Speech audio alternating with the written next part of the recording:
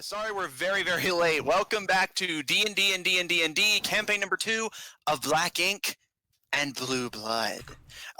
With the Summer Ball arc officially concluded, at the top of this episode, as promised, a quick recap of what has happened up to this point. Lucien Alefakir, Gil Galadvir, and Zephyr Tebedra met on the Tieshan Express, heading to the Shadow Lily Confederacy city of Perha, a city on the border of the Tieshan Valley.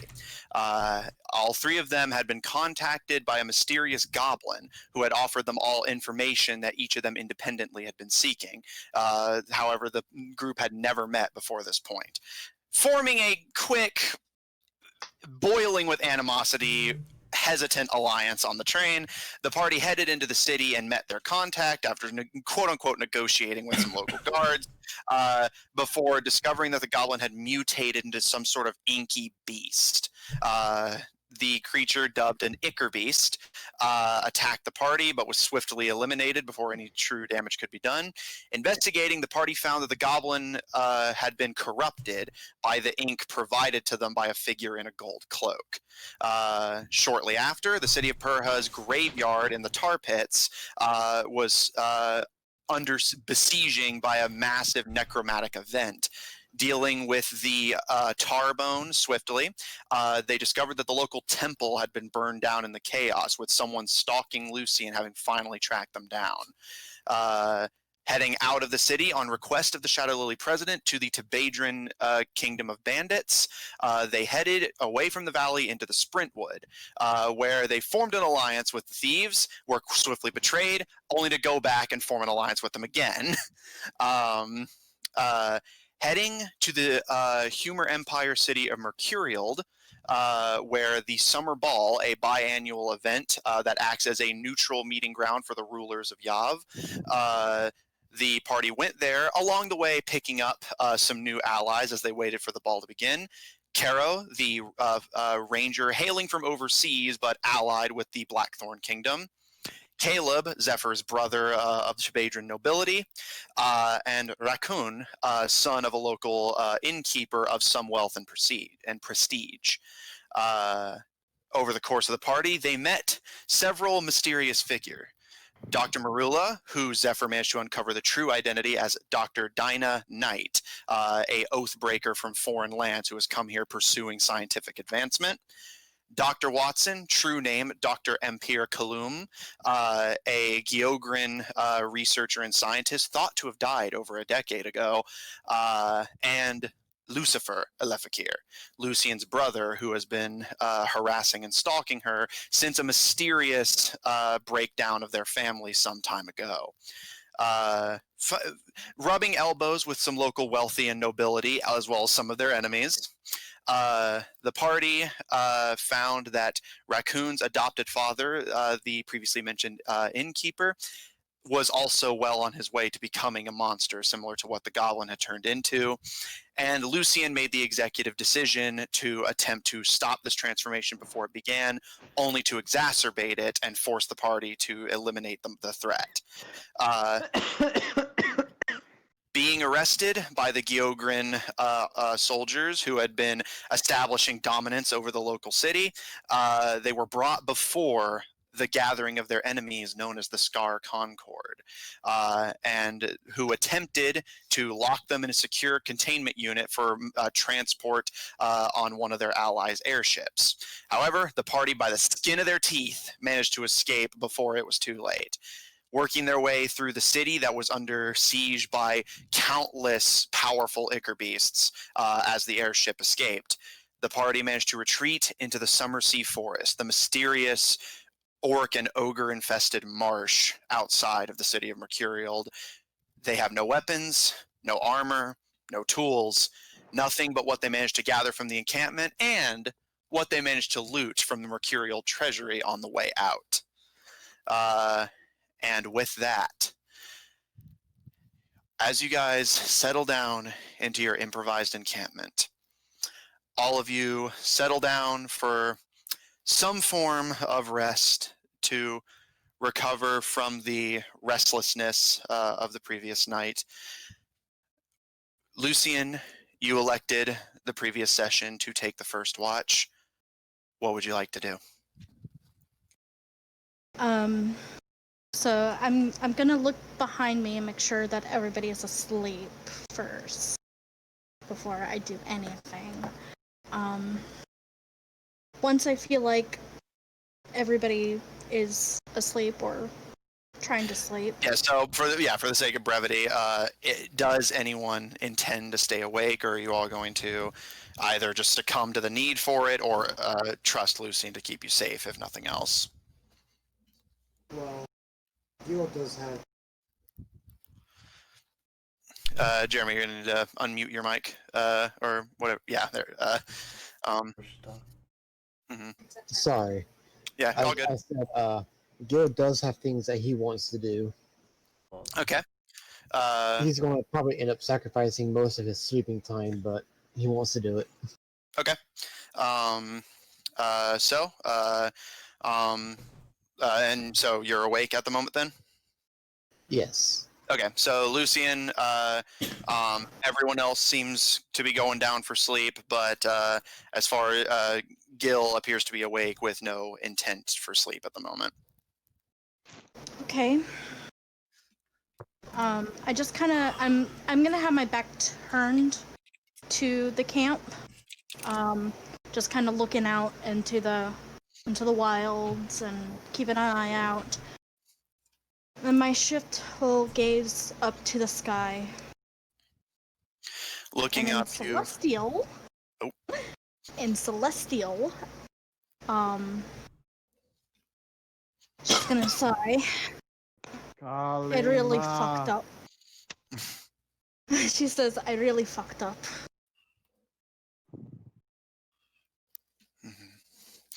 As you look up and say these words in this ancient language that nobody else understands, your view of the starry skies above is just thoroughly blocked by the still passing over the campsite airship. You can see the chunk of palace that you were intended to be contained in swinging dangerously below it as it blocks out all view, the various balloons and machinery keeping the mechanism aloft as it heads over the forest, heading by your best estimate appears to be going northeast. Okay. I do know which way is north, so. Keen mind, everyone. Be prepared for a lot of reminders of which way north is and what time it is.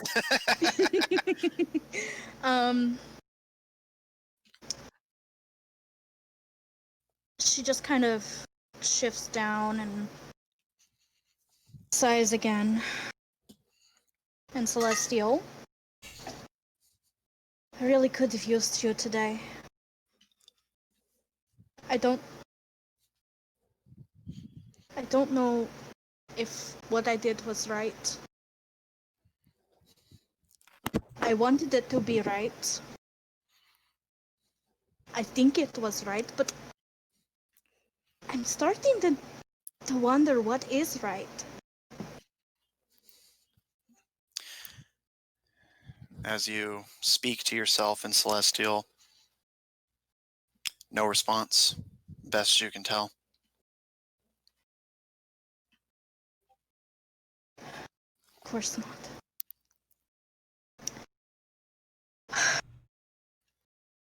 Lucian just sits there, clenches her fist very hard. I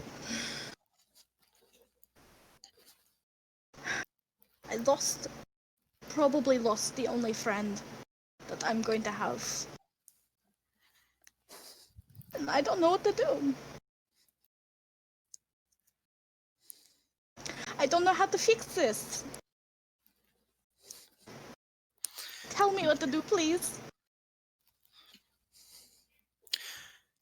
Make a religion check. And while you're doing that, Gil, as you sit up and just wait, make your plans, you see Lucian sitting with their back to the camp, just muttering, clearly distraught, but in a language you don't understand, looking up to the sky as the airship darkens the forest, and are down at the ground, clenching their fist. I got a 20 on that religion check. Okay. As you run your hands down the improvised braid formed into the emblem of your god, you look around and you feel this warmth, but it's not the same embrace-like warmth that you associate with your god. It's this not uncomfortable or to the point of burning, but this like heat enveloping you. This sort of as if you're standing a bit too close to the campfire, even though you're sitting well away from it. And just this kind of overwhelming heat. Not, again, not painful, but it's a lot. I just I try to keep my eyes open. I want to close them so bad. Just clench my fist harder. Take the heat. Okay. Make a perception check to for your watch.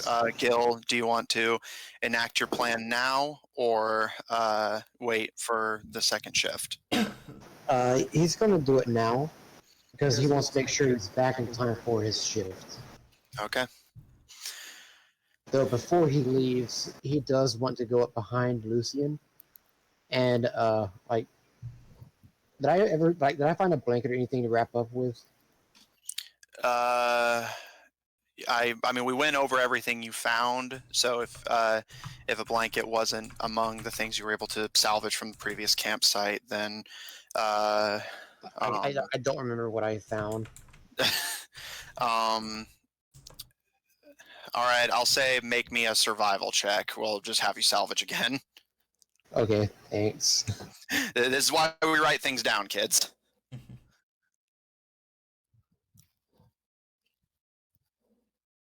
Sorry, I forgot I was muted. I got an 18 on perception. Okay. 10. Okay. Searching around, you don't find anything of particular value. Like a lot of the material was either taken with them or has long since suffered from exposure to the elements and would not do you any good. Any blankets or rags you're able to find would probably make Lucian more uncomfortable as opposed to less. Then he will gently, seeing that she's not doing very well, give her a hug from behind and then head off. She is completely tense. Like, her whole body is, like, shriveled up. Gil, you feel Lucian tense under your grip, and you quickly give her space and start to head off back to the city. Lucian, you kind of watch as Gil leaves the campsite, both your own and that of the ogres and giants, heading in the direction of the city walls. However, looking around, at the moment, you do not see any immediate threats to you or your campsite, as most of the previous inhabitants have already left. Okay. As she watches Gil go off, I am going to send a message. Okay.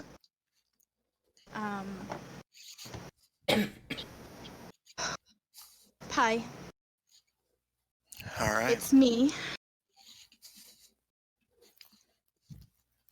I hope that you are safe. We barely made it out ourselves. Do you know if the president is too? Okay. A moment passes. About a minute total, and after a while, the panic starts to set in that you may not receive a response. But after a moment, you hear Pietro's voice. Lucian, is that you? Yes, the president and I are okay. We're on the way out. She and the Western Alliance protected us. The alchemist wants to find you.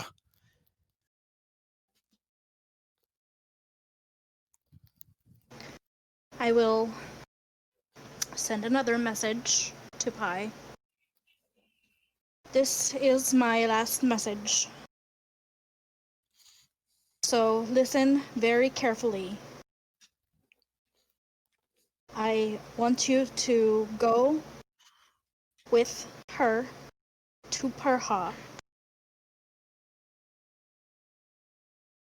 and wait for us there. Another few moments pass, much less this time, as if the first one had simply caught him off guard and it had taken him a moment to figure out what was going on and how to respond to it.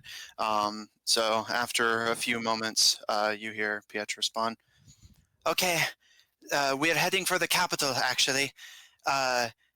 If possible, let us know where we can find you or send our people. Stay safe." Somebody keep going in and out of the thing. It's set. Raccoon's trying to sort their entire shit out again. The capital. Do I assume that is capital of Of the Confederacy? yeah. Probably safe to assume. Which Amanda doesn't remember, but I'm sure Lucian does. Well, actually, it's never come up so far. Does Lucian know? Make a history check. Okay, hold on. Basically, history check is a roll to see how much of a dumb bitch your character is. I mean, to be fair, there's like over 20 kingdoms, to say nothing of smaller nobility and faction. Where are they from? Okay, that's a history, right? Yes. And Lucian's I'm from Wicket. Wicket, which is across the map from the Confederacy. I assume like they at least know the capital of where they're from. Well, yeah. 16? You aren't an expert on it. You don't know like the local culture or anything. However, you do know that the capital of the Confederacy is a coastal city, which would thus put it a decent distance away from the city you had visited, which was deeper inland, and goes by the name Dumbeldor. Can you spell that for me? I'll send it to you over text. Did Is you that just say Dumbledore? Dumbeldor? But you can pronounce it that way if it makes you feel better. I like that. Dumbledore. Okay.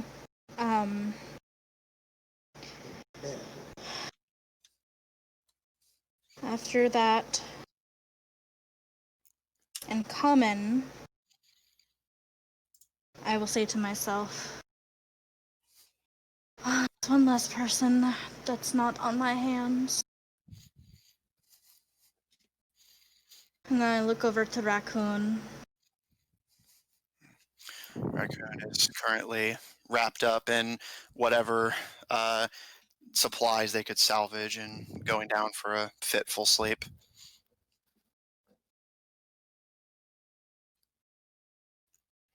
Is that it That's for you? all. Yeah. Okay. Gil, Lucian, as the only one awake among the group, does not stop you, and you start making your way towards the city. Are you going to just go for the front gates, or do you want to take the same way in that you took to get out? I want to look at the front gates and see what it looks like. Okay. As you get through the undergrowth, Rip Gil. and just for my own awareness of the situation, are you going to try and be a little like kind of sly to the side about it, or yeah, you just like strolling up to the front gates? No, I'm not going to stroll on up. I'm going to be careful about this. Okay. So No you stealth? kind of, I mean, if you want. Uh,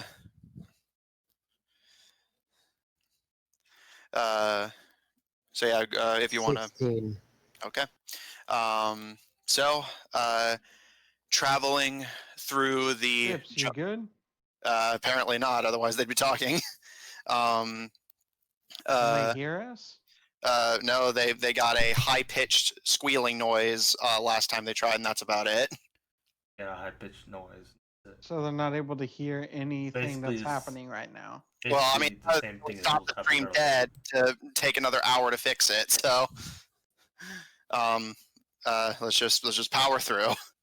Oh, Guess we'll just go until we hit something that would involve raccoon. Yeah, like don't have a lot of. We already started late. I'd rather not stop it dead until we have to. So, Gil, stealthing your way up. You keep to the undergrowth, occasionally having to kind of pull like a particularly thick bit of brush or shrubbery to the side as you start working your way towards the front gates. And you instinctively lean up against a tree and crouch into the undergrowth as the front gates open. And Lucian, from your watch, you actually see this too. Although your camp is a decent way away from the central village. So you deem it, as you guys already made the effort to hide your camp, relatively unlikely that you'll be seen. The gates open and you see carriages start to file out quickly. And you just see the various ensembles and caravans and carriages of the royal families and nobilities that you had seen coming into the city with these parades and extravagant displays, only to now be just unceremoniously rushing out into the village and into the swamp in the distance. Can I catch any emblems or anything? Most quickly passing, you see a few. You see a few just kind of low-ranking noble families that you aren't particularly familiar with. However, you do immediately recognize the various caravans of the Western Alliance, the Confederacy, Blackthorn, Sundragon, all just rushing out of the city, presumably as it falls apart. Okay, while the gate is open and they're all rushing out, can I use this time to slip in? If you can try, make me another stealth check if you want to do this unnoticed while people are rushing out.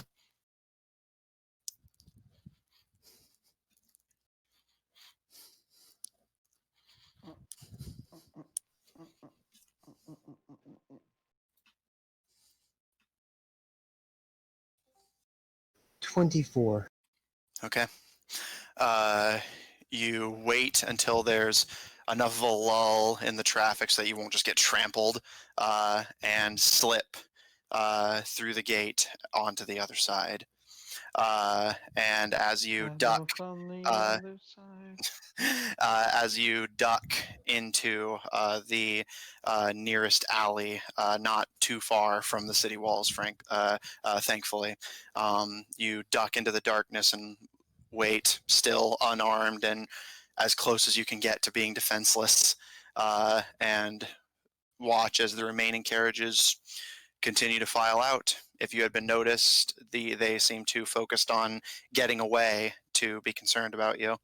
In the distance, you can still hear gunfire and the burbling roars of the Ichor beasts, which Lucian, Just from your imagining the sound of like the Half-Life zombies. uh, that's not too inaccurate. Just imagine that if they were drowning.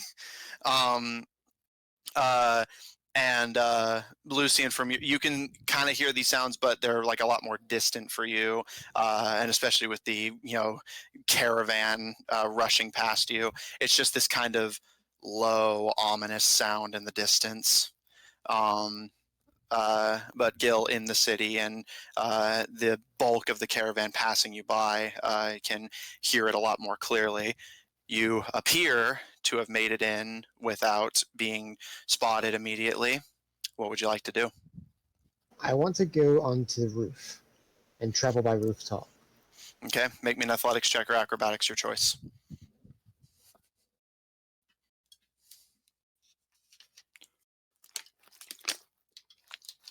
25. Was that athletics or acrobatics, just so I know? Acrobatics. Okay. You grab onto a nearby windowsill, leap up, and manage to parkour to the next highest one. Working your way up by whatever handholds you can get, windowsills or loose bits of rock and clay, you manage to reach the roof. And the walls of the city not fully blocking your view of the jungle canopy, although you cannot see your campsite from here. You are now on the roof. Where would you like to go? I want to head towards Watson's. Okay. Make me another stealth check, since you already got onto the roof. Someone of your build can easily make the runs and jumps, but it's about getting there without being spotted if you're still concerned about that.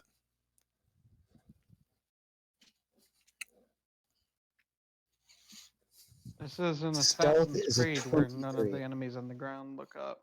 Yeah. And what'd you get? 23. Okay. You leap, you run, but you stay out of sight. Although, by the time you get about halfway there, you start to get the impression that it's not ultimately necessary. You actually have not seen anyone. The bulk of who was here seems to have fled, or given that it's still really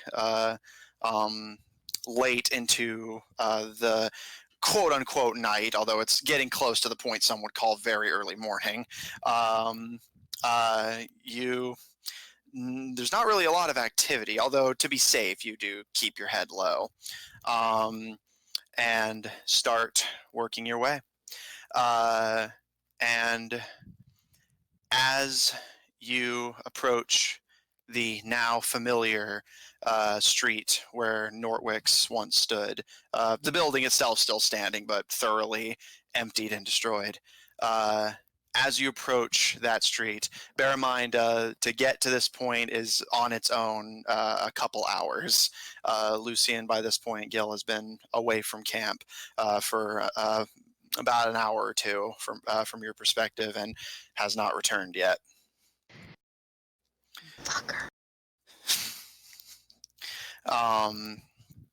Gil, as you crouch low behind the curved shadow of the rooftop, you look down and you do see a few Gyogran soldiers.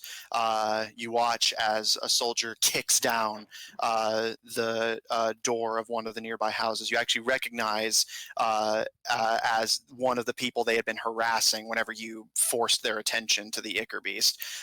So the door is already like thoroughly mangled, and they just kick what's left of it down. And you watch as the soldier, just rifle in hand, stomps in. And you can hear an argument, one side in Elvish, one side in Orc, before the windows light up and you hear a gunshot. And you watch Anarchy, I tell you. You watch this process repeat for what appears to almost be like every other house on the street. If anyone is found in the houses, they are promptly given orders in a language they don't understand before being shot. Do I understand what they're saying? This is Elvish. You understand the exact specifics vary from soldier to soldier, but the basic gist of what you're hearing is some variation on "You're under arrest by the authority of the Gilgren Empire. Come quietly."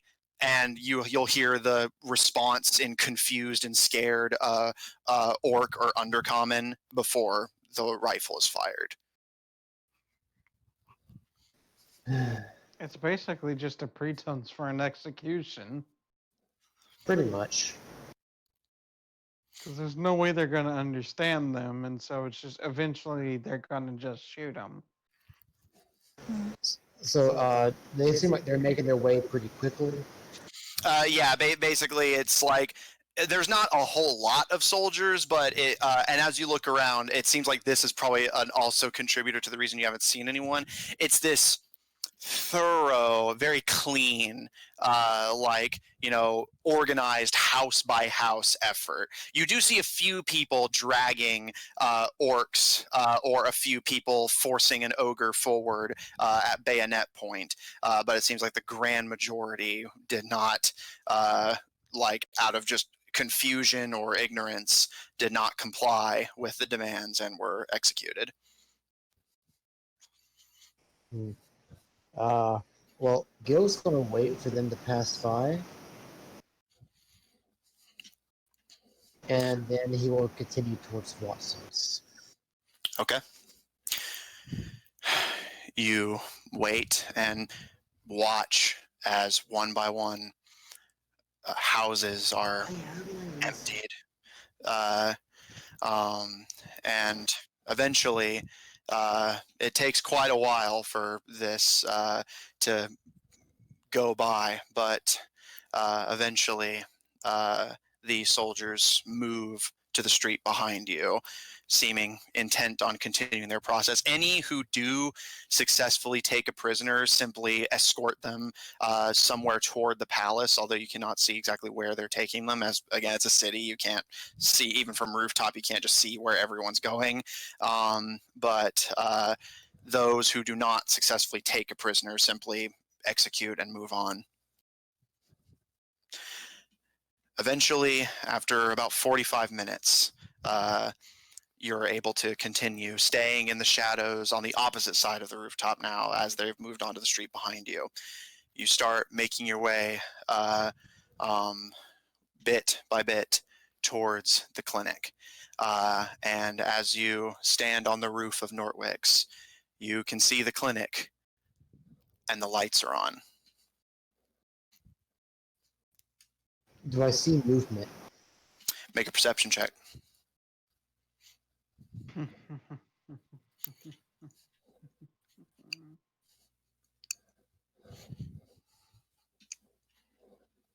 $18. You don't see movement from any of the windows. However, you cannot make out the specifics of what are being said, but you can, just over the cacophony of distant gunfire and shouting, make out the sound of voices. They don't seem raised or necessarily panicked, but you can definitely hear that there is activity inside, but you don't see movement from the windows.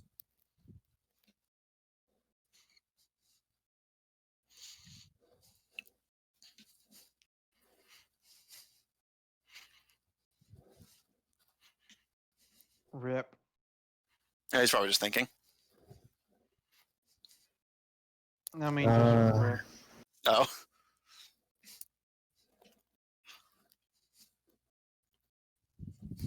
So there are people inside, obviously. Yeah, you can definitely tell, but you're not sure who or the context of why they're in there. You just know the lights are on and that there's definitely people inside.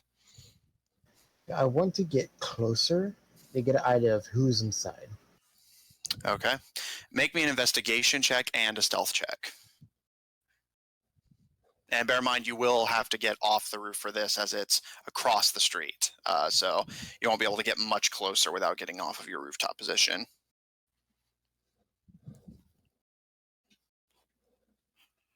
And that's actually pretty funny. I just got 21 on both. All right, and make me an athletics or acrobatics check to see if you can get off the roof safely.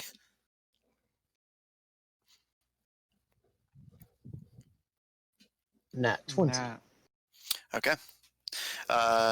So you deftly, quietly leap from the rooftop and sliding down the rocky clay walls, scraping your fingers pretty badly, but slowing your descent so that you can land quietly.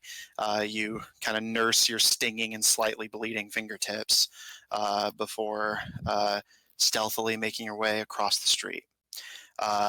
And as you carefully, quietly work your way underneath one of the windows, you listen and you cannot hear the details of the conversation, as it sounds like it's not deep into the house, but just not near where the window is. But you can recognize the voices. Dr. Kaloum and your father. Well, rip Gil. Do I hear Lucifer with them? Not that you can hear.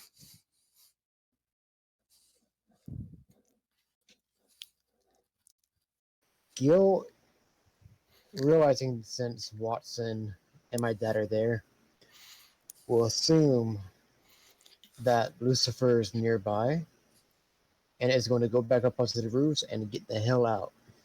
Fair enough. All right, make me another athletics / acrobatics check and stealth check.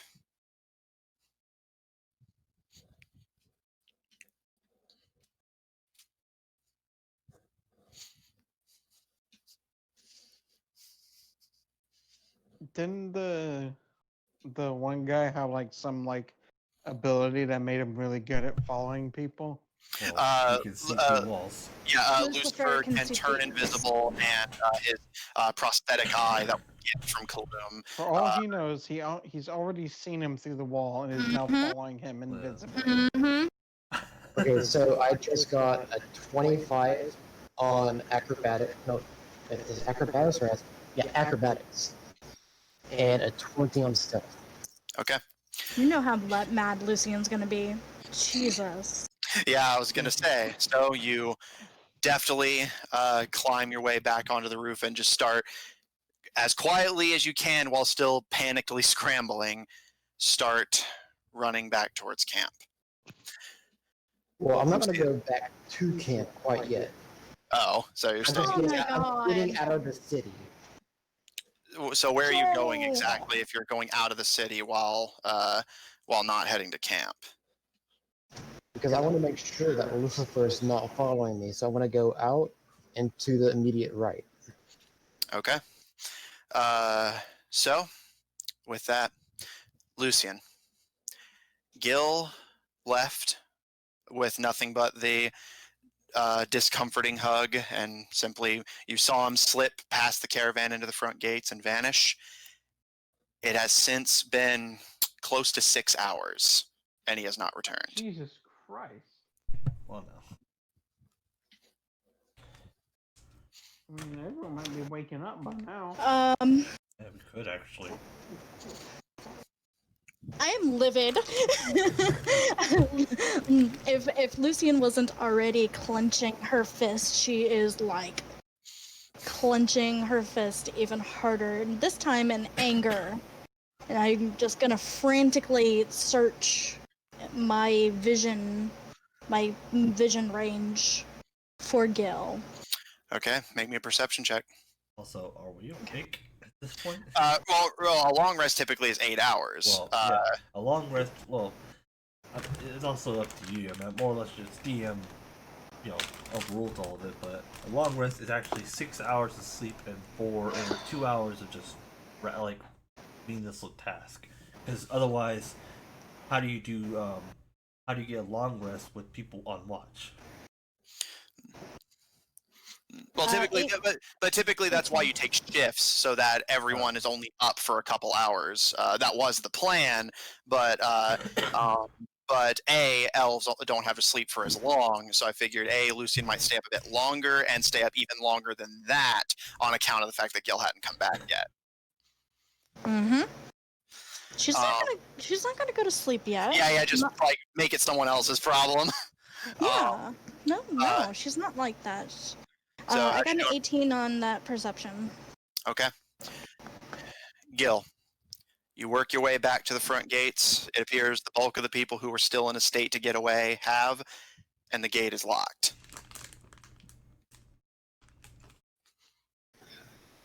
Can I go over the wall? You can try. Can I climb it? You can try. Question is, how does he make sure that this guy's not following him? Yeah, how did you make sure that Lucifer's not following you? Well, he says he's planning to go away from camp and just wander in the jungle for a bit before coming back. Lucian's gonna be so mad. Yeah, so basically in the time it's going to take him to do all this, yes, all of you will be waking up. And we're going to have 2 exhausted party members. Yep. You guys are unarmed, unarmored, and exhausted. I mean, there's not much more like the Sarkhan Corps could have done to like try and prevent us from escaping. But I got a 22. Okay. Wait, so what were you, just to double check, so what were you rolling? Acrobatics. Okay. You, like I said, the distance from the houses to the walls is not incredibly far. You take a bounding leap and grab onto the side, still just barely, as it's not far away, but it's still a pretty decent way, and start clambering over the side of the wall. Now, since going off of your plan to get away from Lucifer, who's potentially following you, make me a stealth he's just going to go about 10 minutes, and then he's going to turn around and say, Lucifer, if you're there, go ahead and show yourself. Okay. Before that, though, like he'd do that. I know, right? Yeah.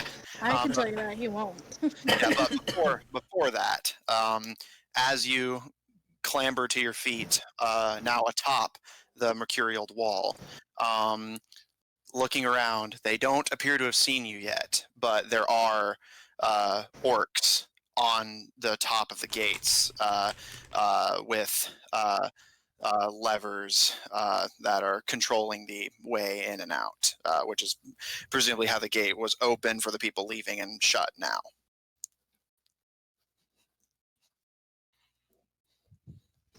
Yeah, so he's going to quietly drop down to the other side.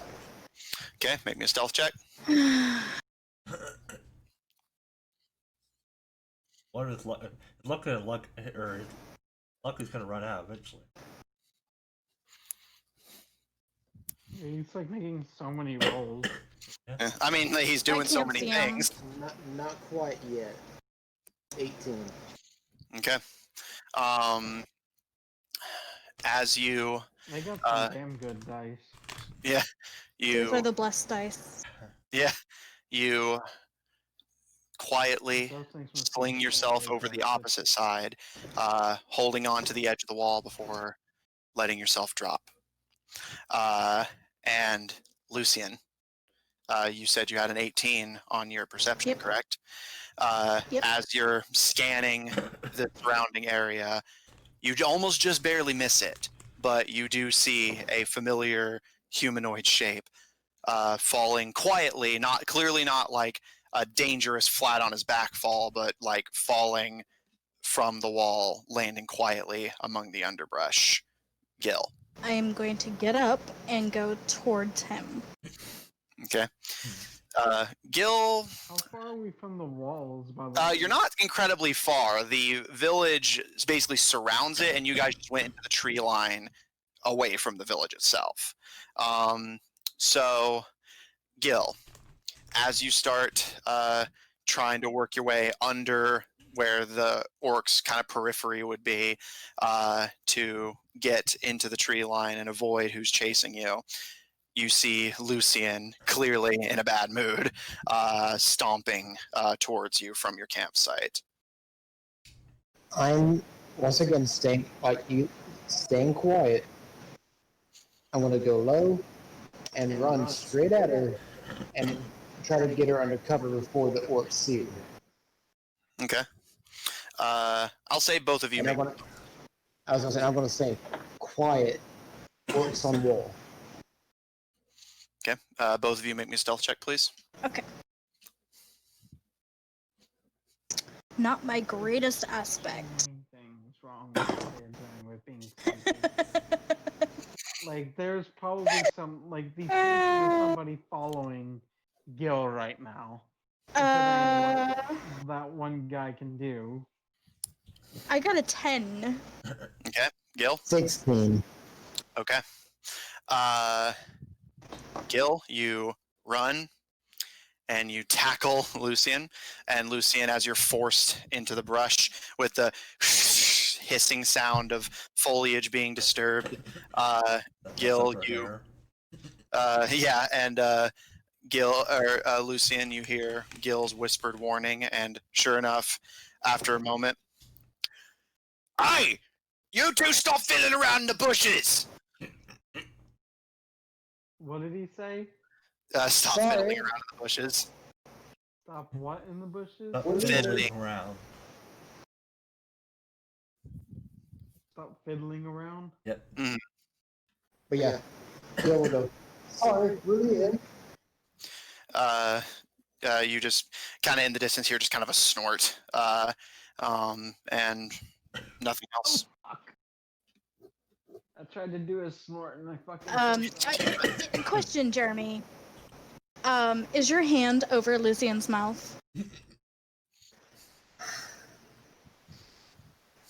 Yes. Yeah, I was gonna say that's I'm gonna I fucking said it bite all. What? Did she bite him? I'm Yeah. gonna bite him. Are you trying to damage him or just? Just Okay. as hard as I fucking can. Fighting Gil, actual you feel using this- ability. Well, it'd be an unarmed strike technically. And Gil, you feel this agonizing pain in your hand as Lucian bites the hand you have been clamping over her mouth to silence her. He knew what was coming before he even said it. Yeah. He saw the look on my face. Of course he did. He's going to stay quiet, but he's going to move his hand. He felt it. Lucian's going. I'm gonna stage whisper, but I am whispering. Yeah. D&D, we got it I'm sometimes. gonna look at Gil with just pure anger and maybe a little bit of hatred too. And she is going to say, "What the fuck?" I went back for information. What did you think that you were going to find? Well, I found out that Watson and my dad are still here. They didn't leave on the airship, which means Lucifer might be here too. Shit. We need to go. Yeah. Oh, shit. Did anybody see you? If Lucifer is there, he's going to see you, no matter what you do. As far as I'm aware, nobody saw me. Look, I cannot deal with my brother right now. This was very, very not even thought. Like, you didn't think, Gil. Yeah, but now we know they're here. I don't care. I care about the safety. I care about the safety of our party, which you just compromised. Like, now you know they're there. So I know they possibly know that you're here as well. You just did the most idiotic thing possible. You didn't get any sleep. I certainly didn't. Don't roll your eyes at me. Well, then why are we still here? Go get yourselves to sleep. It's too late for that. We have to leave before anything else happens. Before you do anything else stupid. And I storm off. Estúpido. Okay. So I try to whack him with my hair as I fling it around. Gil, Not you are. tall enough. I don't care right And now. to be fair, it's a braid, so like I'll say that like your neck gets very like thoroughly smacked by this religious braid of hair as Lucian storms away from you. So Lucian, you're going to set about waking up the other party members. Yeah, has it been long enough for them to? At this point, yeah, waiting would only give them an extra like hour, so like it won't compromise their long rest if you wake them up at this point. Okay, I'm going to gently nudge everybody, and then I will nudge Carol with my boot. And I'll just say, shh, shh, don't say anything. Just stay low. Shh. Yes. We need to go. Honestly, I already know how Caleb was sleeping, so whenever he gets nudged, he probably just immediately woke up in fight mode. Fight mode. You have I an guarantee imaginary you he was dagger having in a your hand. nightmare. Yeah, you have an So, like, imaginary dagger in your hand. I guarantee you he was having a nightmare. Lucian will like have her hands up in a surrendering, gesture. Fight with We his. have, Don't worry, We he have to he go. can't do damage with his strikes. we have to go. Our village idiot, or I should say our group idiot, did something completely stupid, and we have to go now. No time to explain. Let's go. No time. No. Let's go. You know, it's a good thing Caleb does literally 0 damage with unarmed strikes.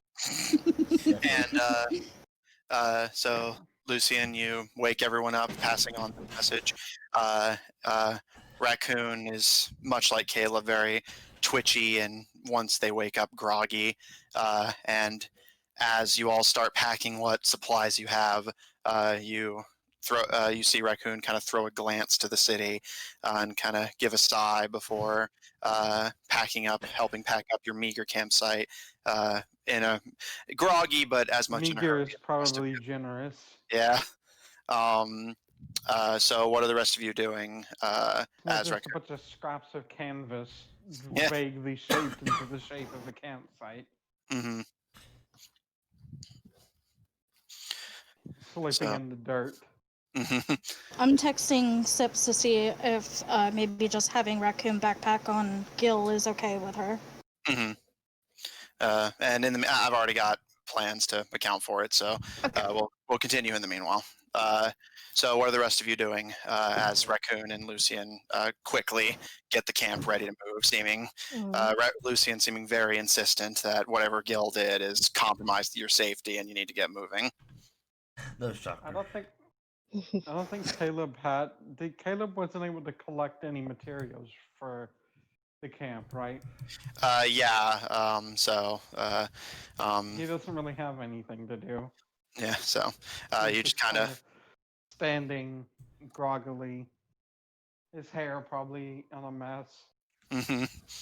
Yeah, you all got woken up a little bit earlier than you're used to waking up. Like you're still rested. It's just like you all feel that kind of like, oh, I wish I could have slept in a little Caleb bit probably longer. just almost looks as if he hasn't slept because it wasn't good sleep. Mm-hmm. Understandable. He's having some problems. I'm going over to get Garrow up. Just like, come on, get up. The tiger just stretches and kind of just your tiger just stretches and gives a very lazy like and like rolls over onto their back. Gives a good old chuff. Just if. Yeah, Guys, I don't mean to sound like really bad, but we need to go this minute. well, they're still waking up. I look as ever. Because Gil is an idiot, that's why. Lucifer could be tracking us. Okay. That's an explanation, not Lucifer. We already knew that. Well, Lucifer is not. Well, he is an idiot, but that's besides the point. I mean, Gil is the idiot. We already knew And that. Gil, as a Gil, is going to scoop up Raccoon and their pack and start walking. Pack what? We don't have any shit. Just what you guys managed to gather. So Okay. are we in Just the got a text forest? from Sip. She said she's distraught that about everything that has happened, and it is catching up with her. She would not be able to protest being Yeah, carried like by Gil. like I said, I already had plans. That's actually exactly what I was going to go for, so that works. So So Raccoon is this kinda- a forest? Sorry. no, Is go. it a- What's up? Is this like a forest specifically? Like what? No, it is called the Summer Sea Forest, but it is technically fits the description of a swamp. Okay. Anyways, go on. Is it a bog or a swamp? I'm not getting into it. As far as D&D is concerned, it's a swamp. That's all the world needs to remember.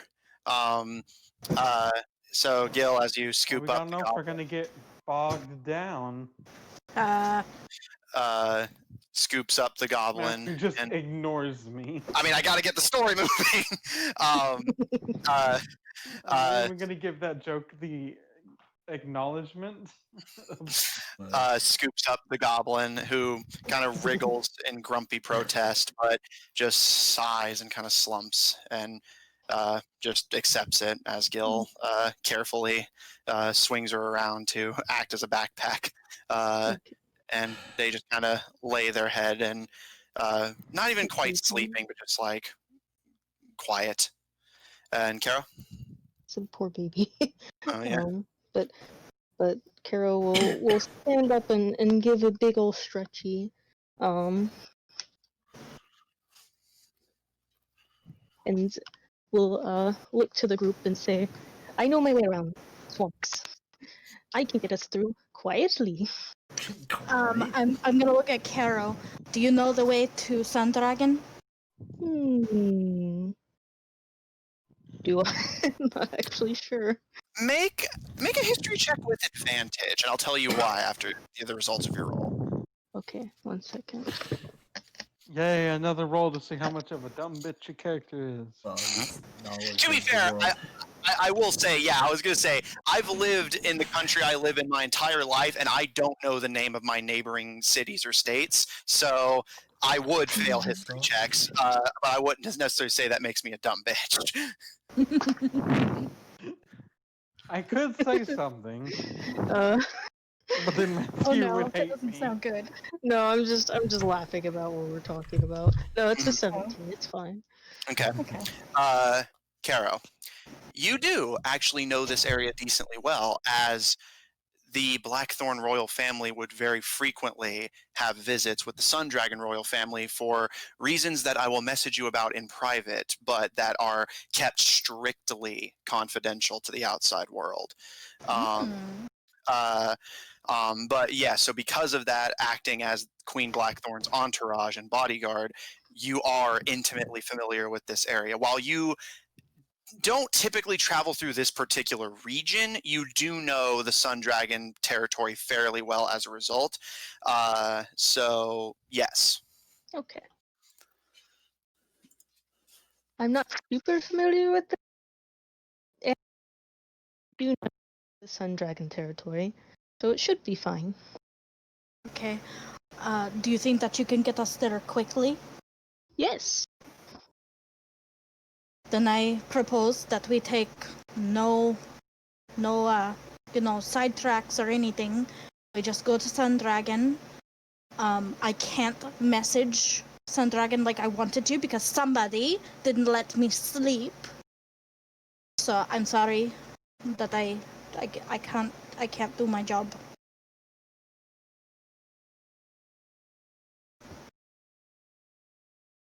Your job is talking to people. I can send a message to whoever I know or have met. There's really no limit to it. Well, I mean, I think there is a limit. I think there is a limit. It's if they're like in a different plane, I have like a low chance of like actually, talking to them. But like, there is limits. I can only do it twice right now, or once if I do another spell. But I don't really want to get into that right now. I think that we should make an expeditious retreat.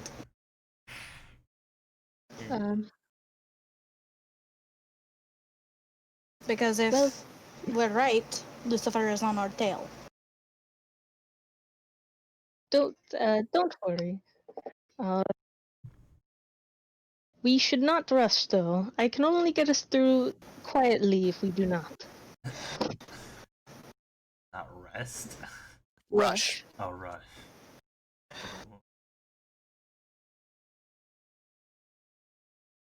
Okay. I guess that's as good as it's going to get at this moment. You either get it quietly or fast. At both. Thank you, Zephyr. You're welcome. Have you ever heard of a thing called sarcasm? Listen, Lucian is in bitch mode right now. Val, you've literally not slept, and you're afraid, and you're pissed, and you're grieving. It's just a lot. I think I would argue you're in the worst mood a mortal being is capable of being in. True. I think the only way it could get worse is if you were like addicted to something and were also going through withdrawal at the time. I think that's the only thing that can make this worse. Yeah, it's Well, true. I mean, they are addicted to D&D. I am, yes. But they're getting their fix, so no withdrawal. Yes. But yes, Carol If can you get us. need help, Carol, I know which way is north. See what I mean? I point north. Don't worry, I know. As useful as a compass. I Uh, love the keen mind fate. Yes, definitely. Wait, what did Carol- he say? Listen, you're gonna He hate me. likes the keen mind feet. Matthew, Carol what did can you say? get- He People said were he likes the, talking. yeah, he likes the keen mind feet. The keen mind feat. It's really good. Oh, okay. Yeah, I can remember shit. Remember the past month in a way, sort of. Oh, don't worry. I'm planning. I have plans. It's okay. I'm saying sort Let's of. just get out of here. Let's just get out of here. Actually, it's Is Zephyr going to purposely try to stall now just to piss her off more? no. Lucian is going to look at Caro. Okay. I suggest that you lead the way. Gil, you are going to be after Caro. The rogues, I don't care what you guys do. And I'll take the tail. Fire formation. Are we going to war or something? Well, what if we are attacked by something? What if Lucifer is following us? I'd rather have Caleb's eyes just all gonna be over. like, if we are attacked by something, we might as well kiss our lives goodbye. We Well, have no weapons, no armor, or anything. And Well, no would be spells. dead. Thanks, Gil. some of us have stuff. Just I have nothing but cantrips right now. Because of Gil. Thanks, Gil. Well, we don't have any equipment because somebody. You're decided welcome. to- Don't talk to me.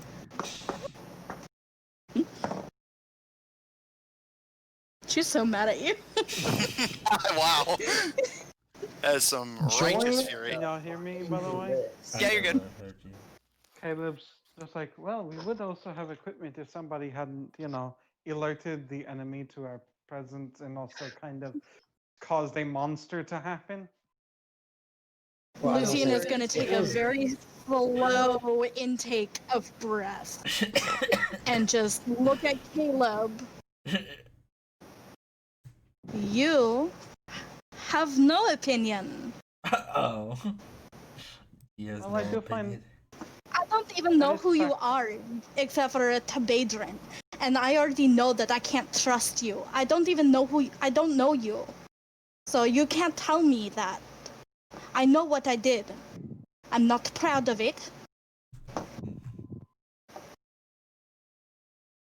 All we can do is look towards the future, which is Sundragon.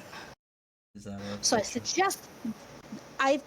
suggest that we go to Sundragon because Ergos, which is south or southwest or northwest, it would be northwest. It's that way. She points towards where she knows that Aragos is, which we know that they are a part of the Scar Concord. Therefore, I don't think that we should be going there. We should go to where our allies are.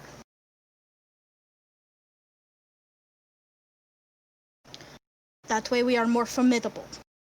We are more formidable. We have. I said formidable. I know, formidable. Right now we have two. I'm guessing 2 tired elves, a emotionally distraught goblin, and 2 rogues with no weapon.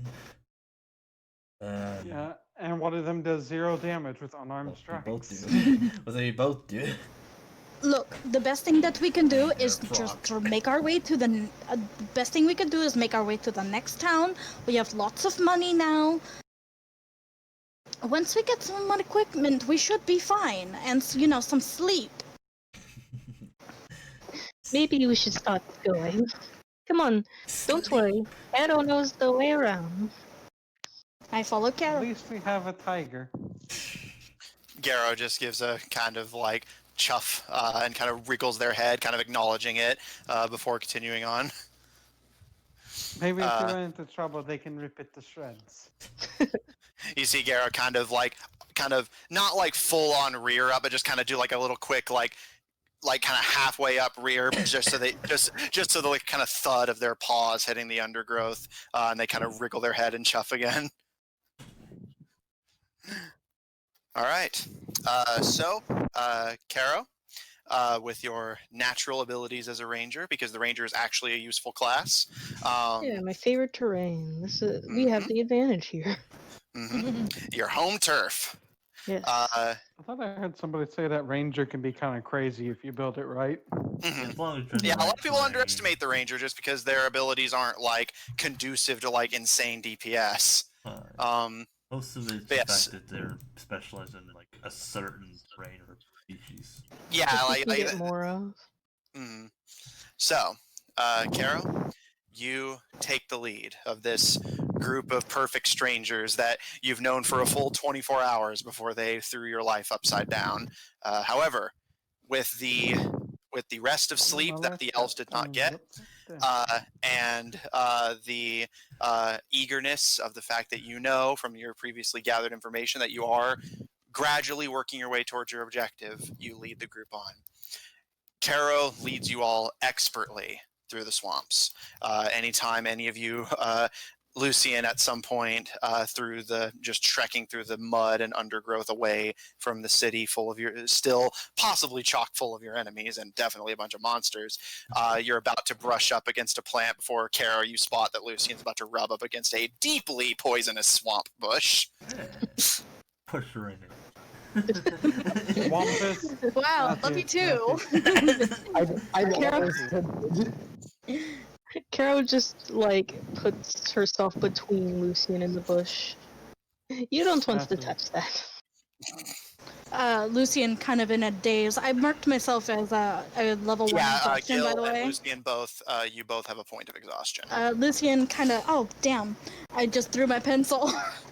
Lucian kind of in a daze. Lucian kind of in a daze, just kind of goes, huh? Oh, that. I guess I wasn't looking where I was going. Thank you, Carol. Caro, you see Lucian is tired. They are exhausted and need sleep. Hmm. Even though and there's it's- more levels. Matthew, What's up? this highly dangerous swamp plant, Swampus assus. Jesus.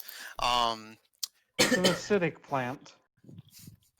Caro, you prevent Gil from taking an accidental footing into quicksand. You help the rogues avoid particularly deep waterways and pitfalls that, for them being somewhat short among the group, could actually be dangerous for them. And Caleb is Eventually- but a boy. Caro, as you're leading the group, navigating expertly through the swamp and avoiding hazards, you start to hear something. The shuffle of undergrowth away from where your group is walking, the occasional snap of a branch, and as you kind of tilt your head to listen, it sounds like a particularly large, spread out group is surrounding your group from all sides. Hmm. Humans just know orc. I was just mousing over like my different stats because it'll apparently tell you why you have it. Oh no, it's because humans get a free language and you picked orc as that language. Oh, okay. I thought it's like for some reason humans just know orc and D&D. Yeah, so Caro, what would you like to do? They're not closing yet, but you can tell you are surrounded and the formation is starting to tighten. I'm gonna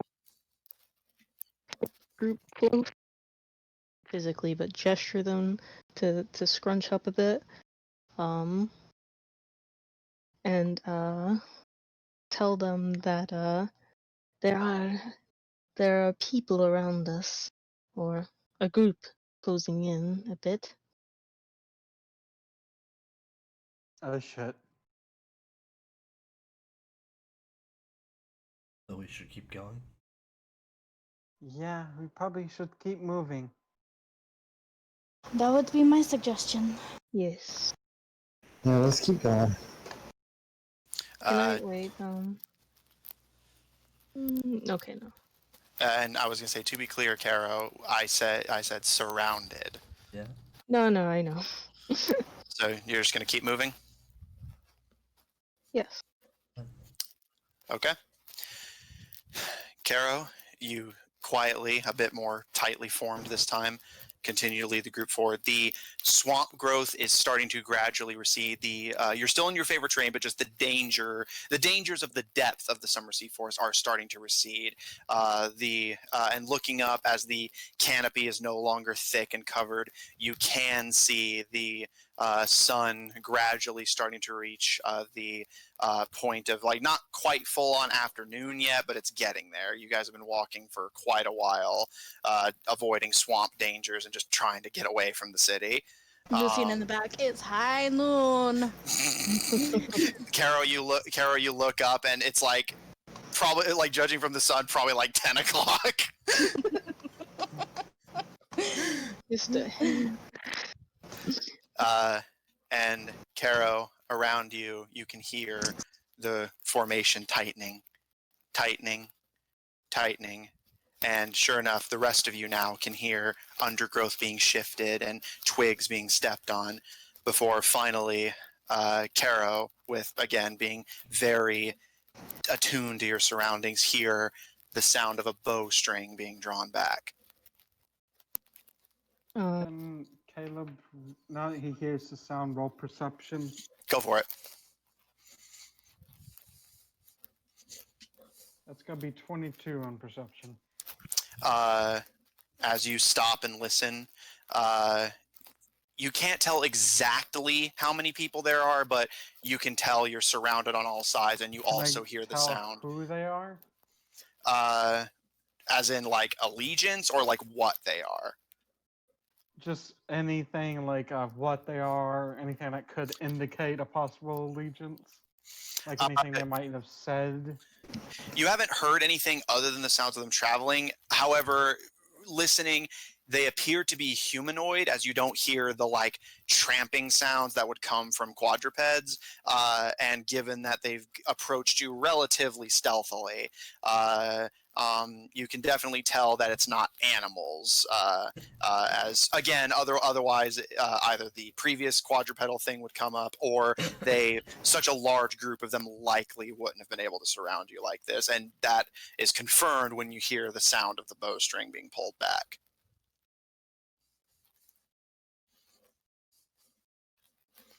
Okay, just like Does Gil hear it?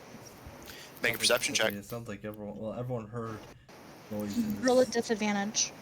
Yeah, Yeah. and I 'Cause gave you're it to Caro exhausted. because they're in their favorite terrain, and then Yeah. Caleb got a good perception check. Mm-hmm. But we heard all. We So did you all really hear just- noises. We just didn't hear all the extra stuff. Yeah, I'm gonna have everyone stop in this situation. Okay. So Carol holds up a hand, and Caleb, as you're listening to all this, the group kind of comes to a stop. Gil? I had a 10. You're exhausted, and as Carol holds up a hand to stop, you look around, but you can see some slight shuffling in the undergrowth, but you can't tell if that's just natural movement or something else. It's hard to tell. And you all hear a voice in a strange language speak up. You don't, none of you understand the language that's being spoken, but it's this rumbling, deep language that asks something in a questioning tone. All of you hear this, but none other than Caleb and Caro, who have heard the people approach, none of you immediately see So anyone. it's not a language any of us knows. Yeah. I'm going to raise my hands up over my head, like in a surrendering. There's a That's all pause. we can do. No. Not all we can do. Oh, There's okay, Could Gil's do trying that to- or die. I don't see anybody, so I can't do anything. Gil would like to shout out and comment and say, friend or foe.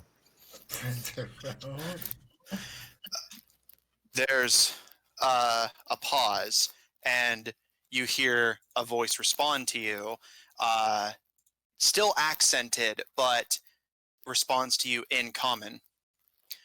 You'll speak common? Yes. Fluently, Yeah. yes. You see a human come around from behind the tree that had been immediately across from you, Caro, and you kind of instinctively step back as they had gotten very close without you noticing, and you can see as an arrow still knocked in a very ornate looking hunting bow. You see this human with bright curly red hair about shoulder length, deeply tanned skin as if they've been traveling for quite a while, very leathery looking, like definitely someone who's like been around a lot. And you see bright kind of mischievous twinkling green eyes as they kind of smile at you, and you see a slight gap in the front teeth. Well, what brings folks like you this deep into the Summersea Forest? Just passing Thank through. God. We're looking to go to Sundragon, actually. I can't remember. you- What was the name of the town we just left? Mercurial. So, Gil's gonna say, Mercurial has been ransacked and mostly destroyed. Lucian, as you say you have intent to go to Sundragon, you can see him kind of squint a bit and start like tightening his grip on his bow. But Gil, at your statement, his grip kind of relaxes a bit and he tilts his head and he kind of looks over your shoulders as if hoping he can see the city in the distance before looking back to you. Ransacked by what exactly? Raiders don't usually come this deep into the swamps. No, the Khan turned on his own people along with his allies. Make a deception check. Is that a lie?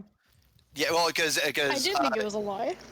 you said he turned on his allies. He did definitely turn No, on his people. No, I he said said he he turned turned on on his people. No, you with said his his people and his allies. allies. No, Oh. Yeah, with he said with his allies. Oh, okay. You see the human kind of squint at you a bit and kind of glance over the rest of you before giving a kind of good-natured smile.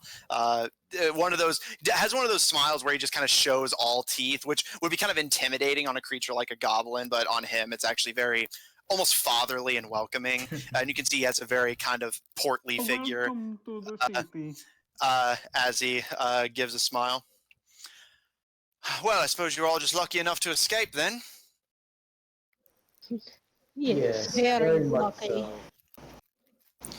so. You see him kind of his gaze kind of flick towards Raccoon, who's still just kind of slumped over Gil's shoulder.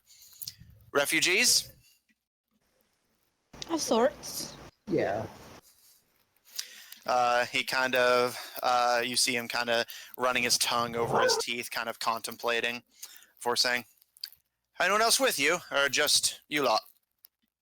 As far as I'm aware, we're the only ones that survived. They took all the rest of the town captive or killed the rest. He kind of does that kind of sucking on his teeth sound. That's rough, that. Well, we're not going to solve that problem standing here. And he kind of looks over all of you. You can see him glancing at your belts, looking for weapons before he gives another full-toothed smile. Well, I suppose we should get all of you back to civilization then, eh? That would be lovely. He gives a smile. All right, boys, they're not a threat. And you see him kind of wave a hand over his shoulder, and you see several, Caro most immediately, but Caleb not far behind, kind of doing a rapid head count as you kind of look over both shoulders. They had surrounded you with what looks to be about 20 plus people. What are they? Because they were speaking the weird language. Are they all human like him? Yeah, at a quick glance, the vast majority of them appear to be human. However, you do spot the occasional elf sprinkled in. I'm guessing y'all are swamp dwellers. One more time, and since you two are right next to each other, whenever one of you is talking, yeah, thank you. So one more time. I said, I guess y'all are swamp dwellers. Oh no, far from it actually. We're from Sundragon ourselves. We're just patrolling to make sure no orcs or giants are coming this far west. Okay, Caleb, can I tell them, like, which area did the orcs and giants head towards? They went north, but slightly like northwest, whereas the airship was going northeast. Okay, so Gil will inform them that the giants and orcs mostly went northeast. He kind of. Did they go? Oh yeah. Yeah. So was that intentional or?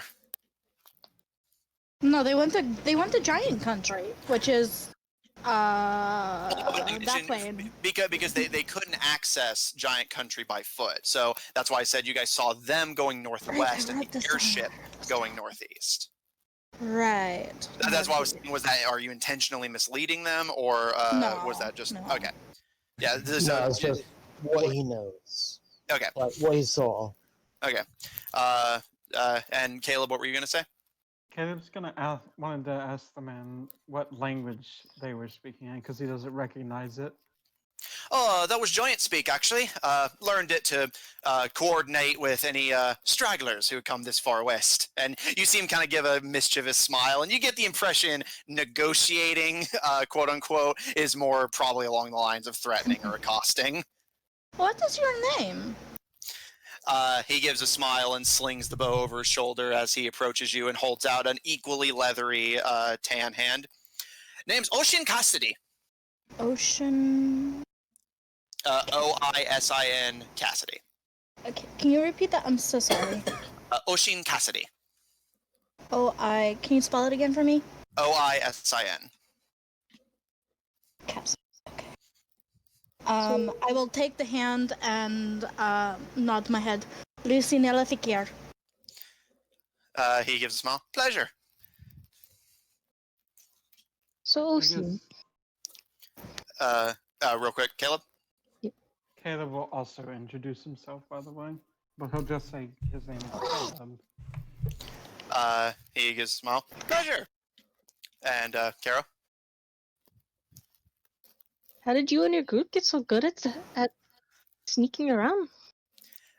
He gives a smile and kind of twirls his very ornate-looking bow, and as he brings it to a stop, you don't recognize you see some ornate emblems and symbols on it that you don't recognize. However, you do recognize one of them, the emblem of the Blackthorn family, as he gives a smile. Trained with the best, darling.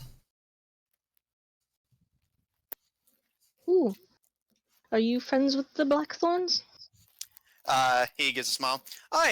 Used to be, I wouldn't call it nobility. I was just a bog standard senator, but you know how it is. You get bored with the silver spoon and want to see the world. If you don't mind me asking, okay, since you said that, does his name sound familiar to me? Make a history check. Okay. And while you're doing that, you see him kind of glance to your hands, They're Caro, gonna and call the history check the dumb bitch check. Caro, you see him Natural 20. actually pull a not like quite leather, but a very just soft, bendable material cloth from his pocket, seemingly a handkerchief that was ornate at one point but has since been weathered, and wraps it around his palm and fingers before holding his hand out to you. What's your name? I'm Caro. He gives a smile and shakes your hand. Pleasure, pleasure. And you see his eyes glance to Garrow. I'm guessing that one's yours then. Yes. He's very sweet. He gives a smile. You're pretty good yourself, darling. Not many people travel this far in the Summersea Forest without staying on the trail. And you see him kind of gesture to where the road is not too far from where you've been traveling. Guessing you know your way around the swamps. Yes, I was born in them, but not here. He gives a smile. Oh, I didn't think so. You're a lot bigger than the Lovelanders around here. And Lucian? Natural 20. You do recognize. In fact, you recognize his full name, not just his. rolled a nat 1? Yes, they have. They're not. It's just good dice. That's all it is. You recognize not only his last name but his first name. You recognize his name as actually being very popular. Popular both for being a somewhat progressive politician, the type of person who would go out for drinks with the peasants to learn their needs, rather than just staying in his desk and passing laws without knowing the people they affect. However, he is also a somewhat controversial figure, as he was not born into nobility but was adopted into it.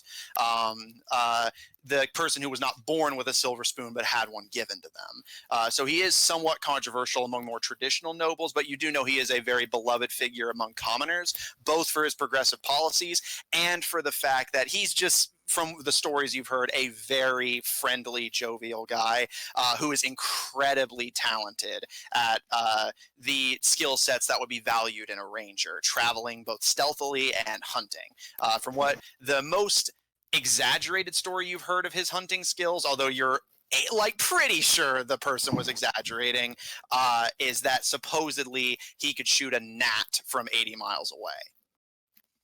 Okay. Can you even see 80 miles away? Yeah, You exactly. cannot 80 miles away. Okay. Since I know that, I'm going to kind of try to catch up with him. I know who you are. Do you know who I am? He kind of gives you a quick look over. I've heard the name of the Alefakirs, but it's been quite a while. And he kind of does that teeth sucking again. I'd heard something awful had happened to the whole family. Guessing they didn't get all of you at least, huh? Yeah, both my mom and my dad are no longer with us, and my brother is questionable where his allegiance lies. I'm sure you know how that is. You see, he actually kind of looks somewhat not uncomfortable, but just kind of you can kind of see that look of someone who's kind of gone back into his own head. He's listening, but something you said kind of quietly set him off, but he's playing it cool. Of course, you probably met my mother, Emily Winterbourne. He gives a smile. Never had the pleasure of meeting them personally, but I've heard good things.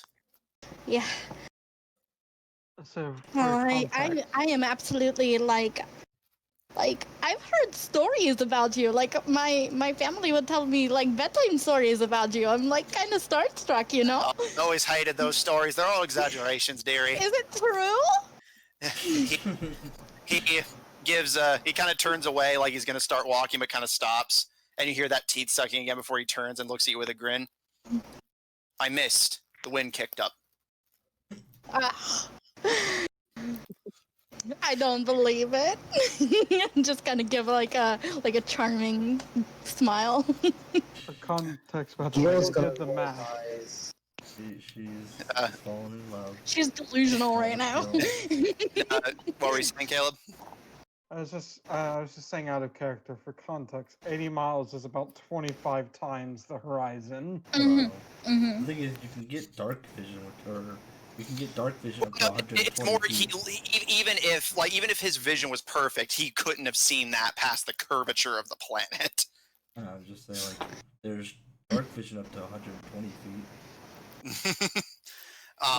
Feet, though, not It's miles. it's kind of like Oh, miles. it's like you're told bedtime stories as a kid and you meet somebody from a bedtime story. It's like fucking it's great. Yeah, and Kara, you were gonna say something a while ago, but like everyone was talking at once. What were you gonna say? Who? Kara. Rip. Sorry. Damn it, what was I? You were gonna say something as soon as you noticed his connection to the Blackthorn family on his bow. I'm friends with the Blackthorns too. He gives a bit of a smile. How are they doing lately? It's been quite a while since I went on my retreat. Doing fine. Queen's growing up all right. I know she has some tough shoes to fill. Yes, yes. She's very, very nice. He gives a bit of a smile. Give it time, love. Nice doesn't last long in politics. True, sad but true. Well, all you can do is try, I guess. He kind of glances at you. Suppose that's true, isn't it? Anyway, I'm sure you're all tired of the smelly swamp. Let's get you out of here, right? Oh, please. My boots smell like swamp. I was having fun.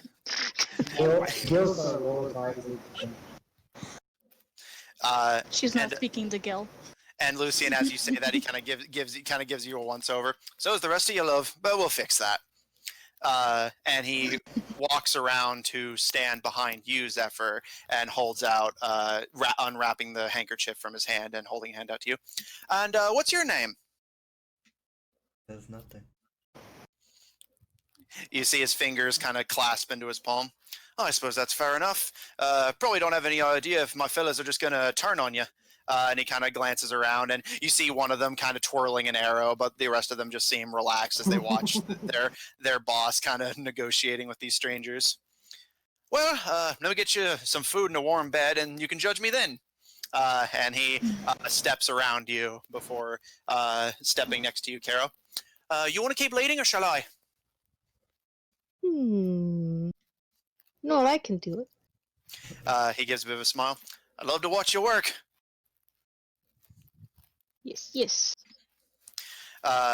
He gives a nod to the surrounding, presumably soldiers, although they don't seem to be super distinctly uniformed, as he gives them a nod.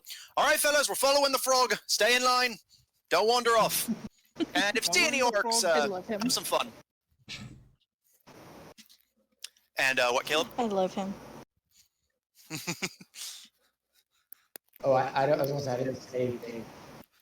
Well, yeah, Hunter was saying something, so I was seeing if Caleb had something. No, I was just making a joke. Oh, I Okay. heard Gil. Hang on, let me mute myself before you talk. Yeah, so, okay, clear enough. A lot of technical difficulties in case everyone at home couldn't tell. So, Caro? They're getting some good content in. Yeah. Caro, you lead the group onward, and the fellow that you have picked up actually manages to stay pretty much perfectly in step with you, although he seems a lot more like content to go his own pace as opposed to your kind of hopping, energetic one. And you see him very often looking back, making sure nobody's falling behind or wandering off. And as he falls into step with you, as you hop over a fallen tree trunk and hop onto the other side to keep the group moving forward, you see him kind of running his eyes over Garrow. Quite an exotic little fella, much smaller than it's supposed to be. Guessing there's a story there. Yes. He was just a I didn't think he would make it. Oh, well, looks like you raised him right fine. Yes, yes. He's very sweet and so to be said. He gives a bit of a smile. I should probably get an exotic little creature myself. I'm always used to hunting them, never had them follow me before.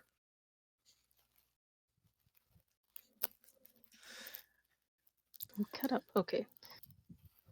Yeah, your internet's struggling a little bit. It's fine. Yeah, it happens. Literally everyone's technology is having having horrible illness I'm right not now. having problems. Literally everyone's technology is having issues right now. Are you having problems, Matthew? Not yet.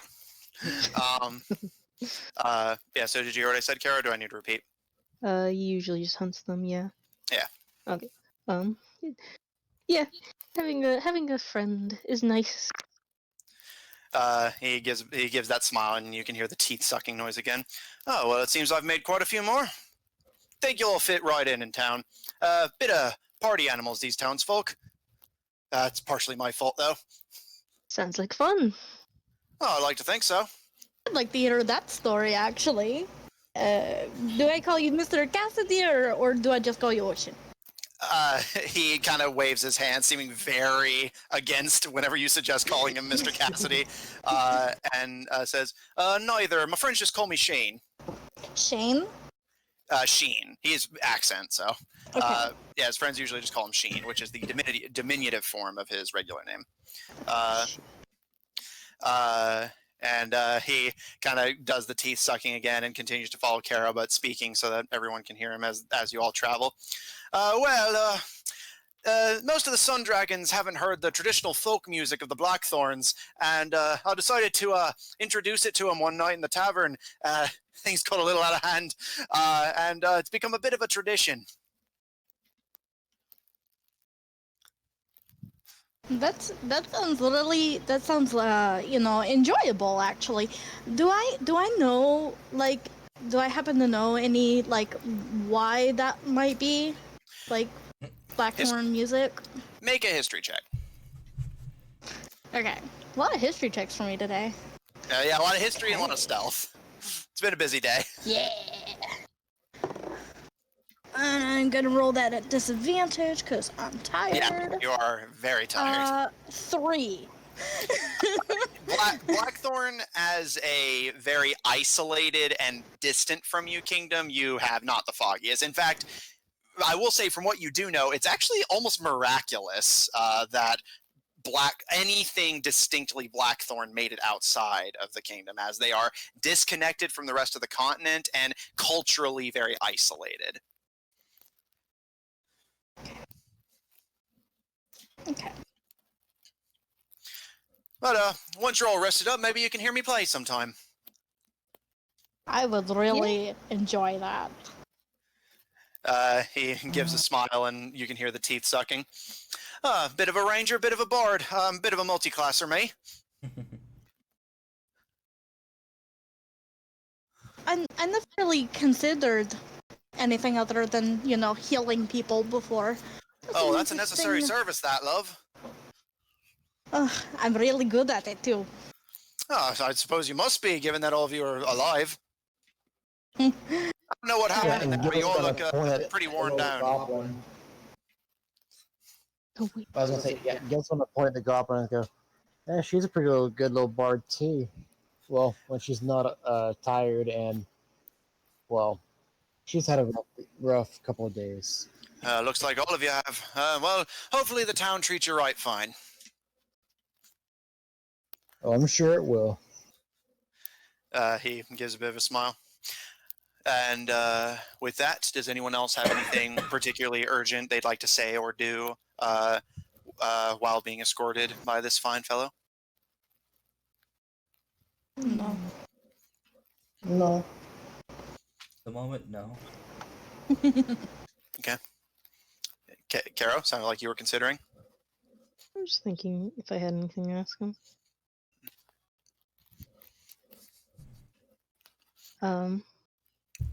She will ask. So once we get to the town, do you mind if I could have some paper and a quill to write a letter? Oh, that could be arranged easily enough. Carol, if you like, I can actually, if you have a description of the person that you want to talk to, I can actually talk to them for you. No, I can't do that. Okay, I just wanted to offer. Thank you. You see Oisin, kind of giving you a once-over, Caro, and seeming like kind of quietly acknowledging something but not addressing it, and gives you a nod. Like I said, easily arranged. Just give me a few minutes and a few drinks, and he gives a wink.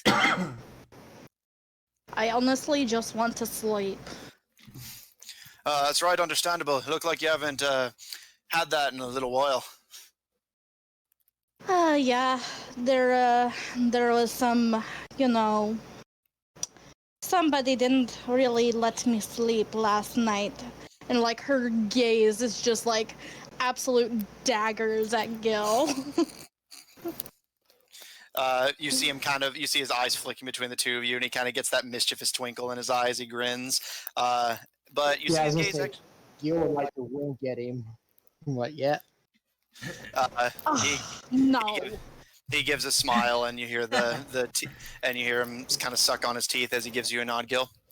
What about you? And he nods to you as well, Lucian.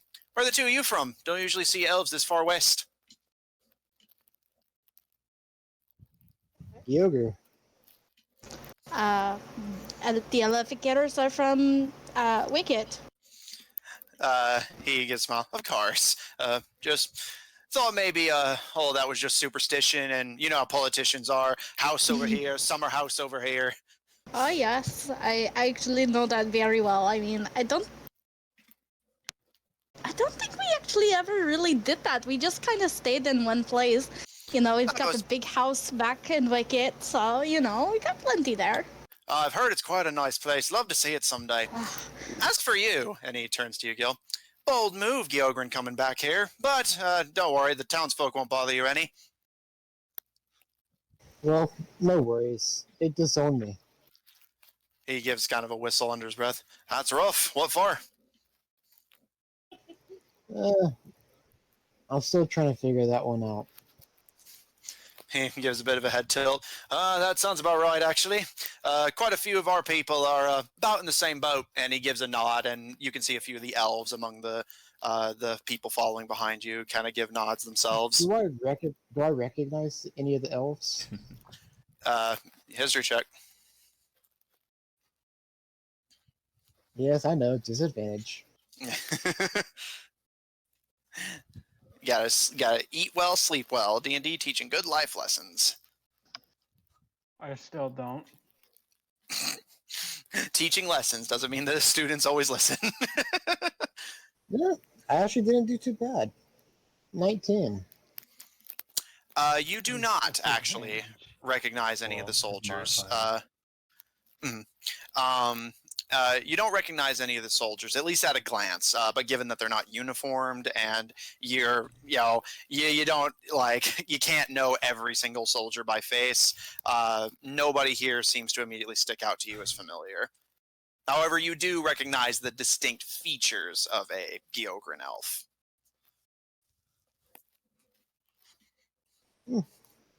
Okay. They have their own dialect and everything.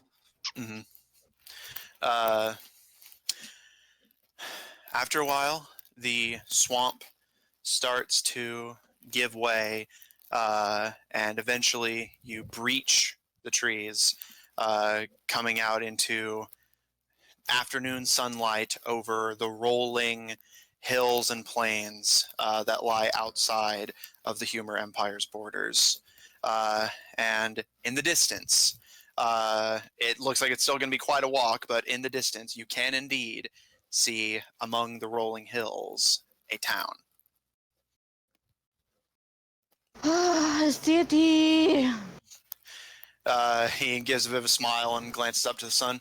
By the time we get there, it's going to be a bit late, so we'll just get you all checked into beds as soon as we get there. Hope you're up for a walk. I don't care. Just get me to a bed. He gives a bit of a smile, and kind of you can hear him suck on his teeth. Don't make it sound like an invitation, and you'll be right fine. Oh no! I didn't. No!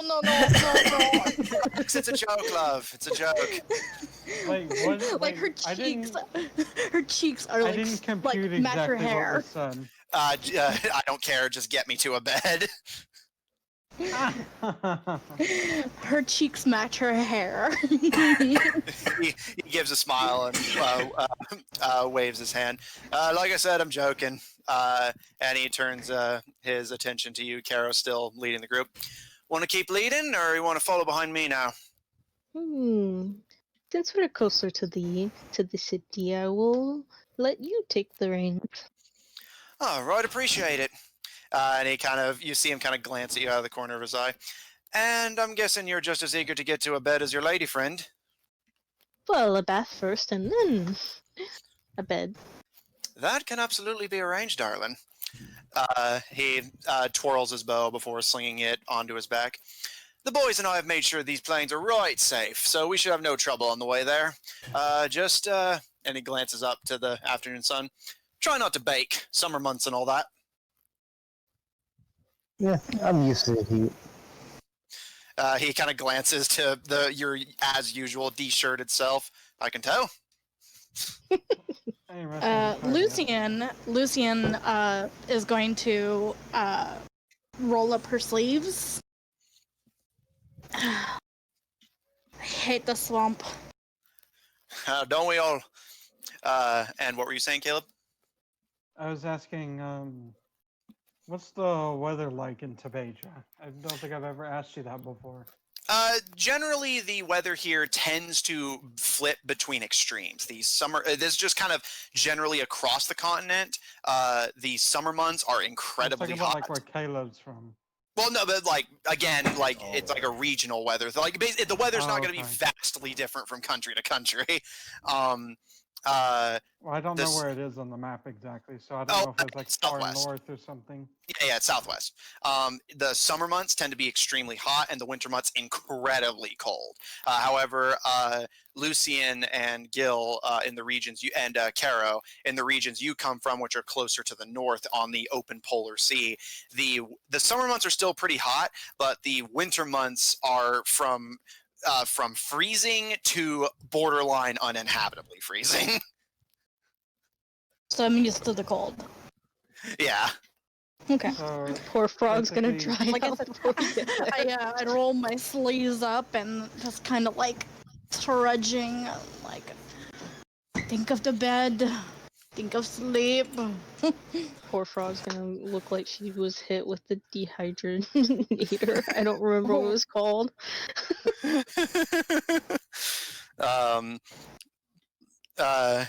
With that, Oisin takes the lead and begins to lead all of you over the hills, down, up, down, up.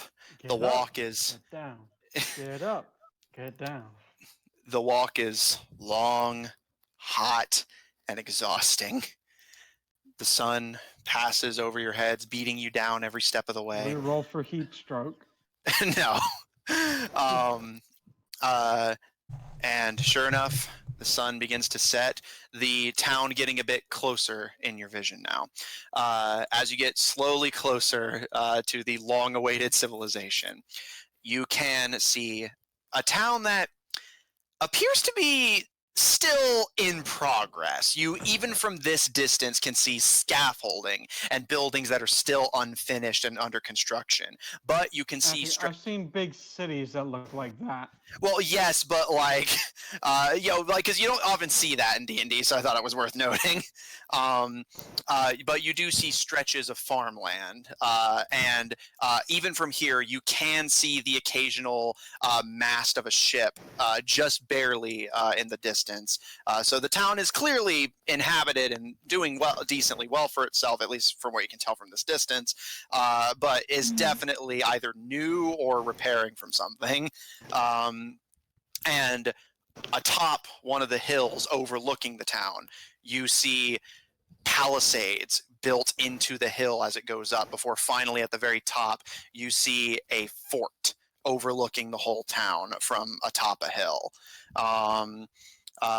And as the sun begins to set, you can already hear in the distant, as the sun begins to set, and you can see lanterns and torches being lit, the sounds of chatter and excitement. a town of people likely getting ready for a party. And as the sun, Bill would also like to say, he'll look at Oisin and say, "Huh, y'all definitely have good defenses." he gives a smirk and glance to you. That's funny, Geogrin boy. But yeah, they are pretty good defenses, given we got them from you.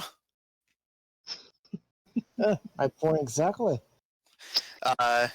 He gives a smile, but and he runs his hand, and you can see him kind of gesturing to the under construction buildings and the palisades on the hill. We got a bit creative with what you guys destroyed on the way out. I always like to see people improve on our handiwork.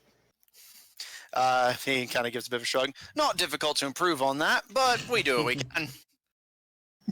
I have a feeling they don't really like the Geogrins here. Yeah, so I will note, because Amanda, with your thorough note-taking, you've probably caught this already. This is the second Western city that was once Geogrin, but retaken by someone else. I kind of figured that out. It's probably before Caleb. Is this Sundragon that we know? Yes, I mean, he said that's where it was taking you. Okay. Can you hear me?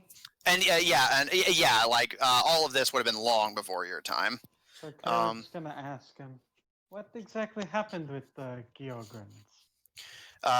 He Sounds like kind of something that happened long before I was a thing.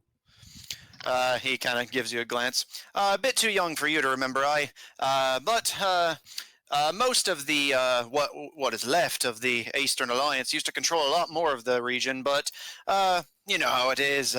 Build your empires a bit too wide instead of going up, and start to lose your grip on a few places. And he waves his hand, kind of gesturing just across the rolling hills and plains in front of you. The Geogrins used to have all this that you're seeing in front of you here before the Sundragons. I don't know if any of you have ever been to those regions before, but the Sundragons definitely like their wars. It's a cultural thing, honor and glory and all that.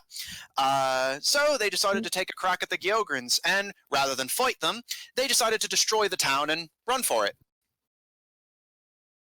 Yeah, we like a good fight, but we like it in our favor, like everyone else. He gives a smile. That explains a lot. Must be where I'm from is not too concerned with expansion. He gives a nod. Aye, we all learned our lesson a bit. And he gestures again. He probably Continent? doesn't know where Caleb's from. Yeah, but like he can at least gather that probably a slightly more modern place. Yeah.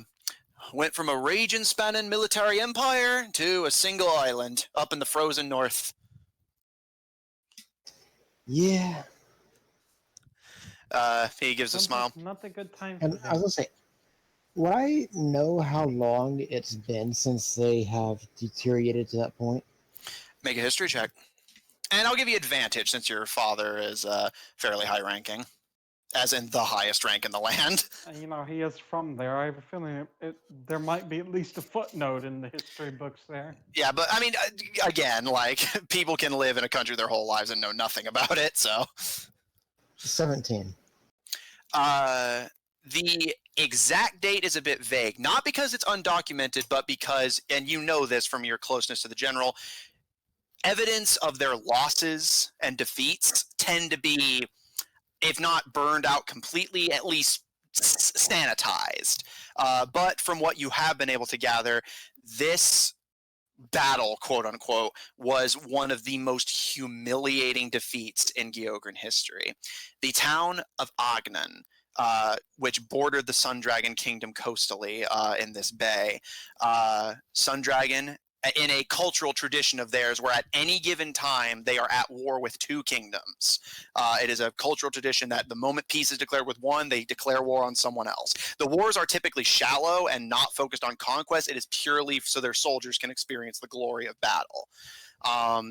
But when the Geogrins, who were already stretched thin and losing territory, got that war declared on them, a Geogrin I don't know military rank off the top of my head, but a high-ranking lieutenant of the Gyogran army who went by the name Lieutenant Otar saw the oncoming Sundragon fleet, and rather than risk his soldiers' lives, burned the Gyogran town to the ground and destroyed the port to slow them down before telling his soldiers to run.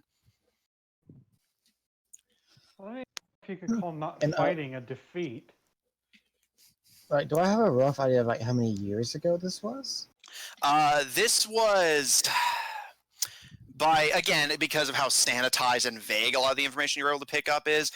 In fact, the only reason the lieutenant's name was mentioned specifically is because he was considered an embarrassment to the Empire. You can gather that this was somewhere in the ballpark of about 30, 40 years ago. That's probably Okay, so nothing to still an within my elf. lifetime. Yeah, but you were typically either on the home front or at least closer to the homeland, given that you were a colonel.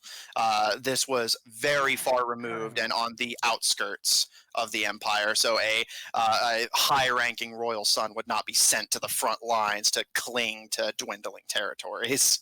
No, but he would have heard about it. Yeah, but again, the information that did get to you was filtered and sanitized, and you're not even sure if it's correct, given that you are very aware of that fact. Okay. As the information you were given. Okay. But a humiliating defeat that the Gyograns prefer not to talk about. Who wouldn't? But the sun sets, day gradually turns to night, and as the moon begins to rise, casting its glow over the rolling fields and plains, in the distance you can hear the town in a bustle of nighttime activity as you finally approach the town of Agnan. Around you, you can see farmland. And that's where we're going to end tonight's session. Around you, you can see farmland and buildings under constructed, and the fort protectively shadowing the whole town. You can see townsfolk, human and elf, running to and fro, and then from what you can gather, Gil, you spot this the quickest, but all of you can pick up on this. Almost all of the activity is centered around the local bar, and you can see Oisin kind of give a bit of a smile as you pass by it, and he turns on his heel to look over all of you. All right, so what accommodations are you expecting? I could probably convince my boys up in the fort to give you some bedrolls if that's all you're looking for, but I'd be willing to pay out of pocket if you're looking for an inn for the night. Oh, I think we can pay for it, but it's really appreciative. An inn or somewhere where we can sleep safely. He gives a smile. That'll be the guest house then. Follow me. And he snaps his fingers, and you see the various men of his patrol give a cheer before saluting and immediately funneling off to the nearest taverns. And as one of them swings open a door and runs inside, Gil, you hear the familiar sounds of a brothel. Good man. I have the joke. I like how Of course you do. I like how it's I like familiar to Gil. Yeah, I was gonna say the Hey, same he thing. visited a brothel on screen in episode 2. It's true. But Oisin leads you further towards the coast. He's like, And of course you have a joke. Yeah, of course you always do. have a joke. He leads you guys towards the bay. That was loud.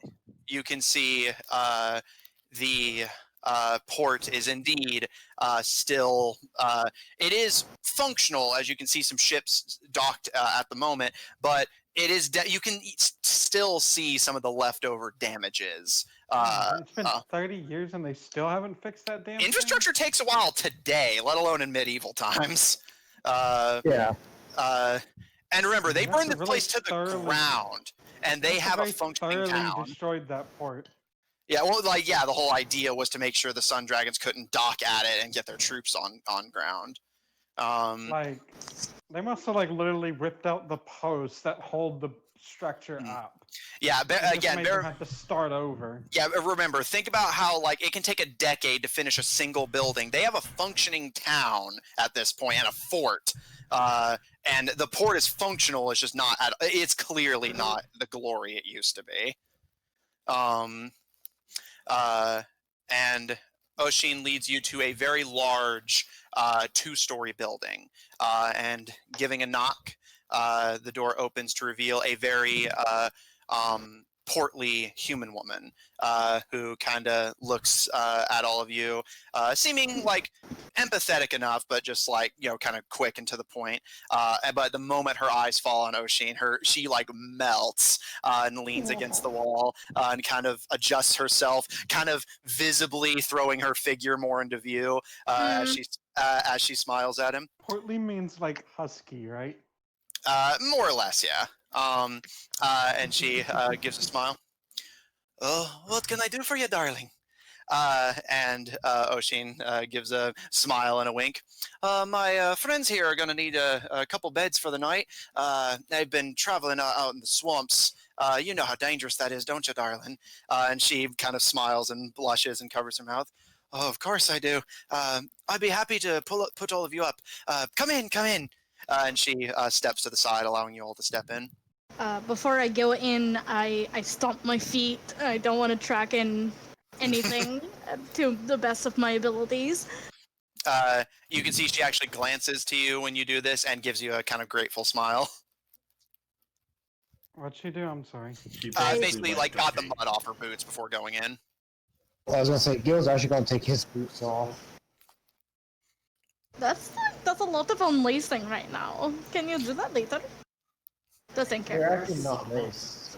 Whatever. I'm not talking Please, to sir, we're in public. you. Oh god, it's just like the We're other trying to make campaign. friends, Gil. You're already on the shit list. Yeah. All right, so as all of you cleanse yourselves to your chosen ability and enter, you find yourself in a just wide wooden structure with stone walls, and it has the kind of vibe of an inn, but looking around, it appears it is not divided by rooms. It is more just big common areas where everyone sleeps together. But you do see a counter and a visible offset where presumably a cooking and washing area is. And the woman steps behind this counter as Oisin allows all of you to enter. So would all of you prefer to stay together? Do you have private rooms? She kind of gives a bit of a wince. We don't do that sort of thing here. We're not so prudish. Lucian just kind of gives a tired smile. Alright, whatever. I'm too tired to really care. She kind of... It's no offense to you or anything. I haven't slept in a day. She kind of gives a sympathetic smile and leans forward. If it makes you feel better, the upstairs is it's not completely empty, but there's a lot less people. Sounds like you haven't slept in 2 days. That actually that would be really good. She gives a nod. Of course. And as she steps back and starts to speak, that will be. But the moment she starts speaking, Oisin slams his hand down and takes his fingers off of several platinum coins. As he smiles and leans over the counter, with a smarmy grin and a wink to the woman. They're ever so tired. Mind just giving them upstairs to themselves for the next 3 days or so?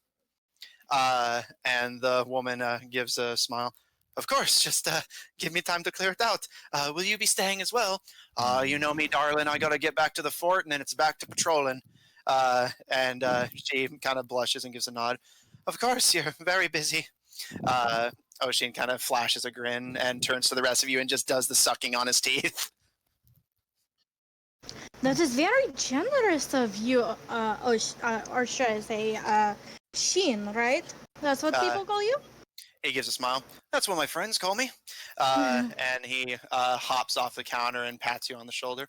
Just want to make sure you're all comfortable. I'm sure you've been through a lot. And he glances to you, Carol. I'll see you around then. Of course. He gives a smile. If you want to have a visit, I'm up in the fort up the hill. Just let them know you're looking for me and use the name Sheen. They'll know to let you in. If you guys don't need anything else, though, I need to get back to the fort before the general has my head. Oh, I understand that. Yeah, he kind of sucks on his teeth and gives you a nod. Sure you do. He doesn't seem I like appreciate inherently everything. sarcastic, more just kind of indifferent. And what, Lucian? She just kind of like, extends a hand and smiles at him. We really appreciate everything that you have done for us. He Yes, gives a it smile. was very nice. He gives a smile to all of you. Oh, of course, what are friends for? Just try not to get in any trouble, and thanks for the heads up regarding the Orcs' patrol routes. We'll be sure to give a very thorough check of the area, though. I don't like whatever could bring that city down. I'm going to turn my attention to the young woman. Do you have a bath here that I can, bathe? She kind of looks at you and kind of coughs and kind of fans herself to get herself to stop blushing and gives you a nod. Of course, right this way. I'm going to follow her to. As you start following, she gives a smile. Toad's gonna watch because he also would want to wash off. He's been sleeping in the dirt Mm-hmm.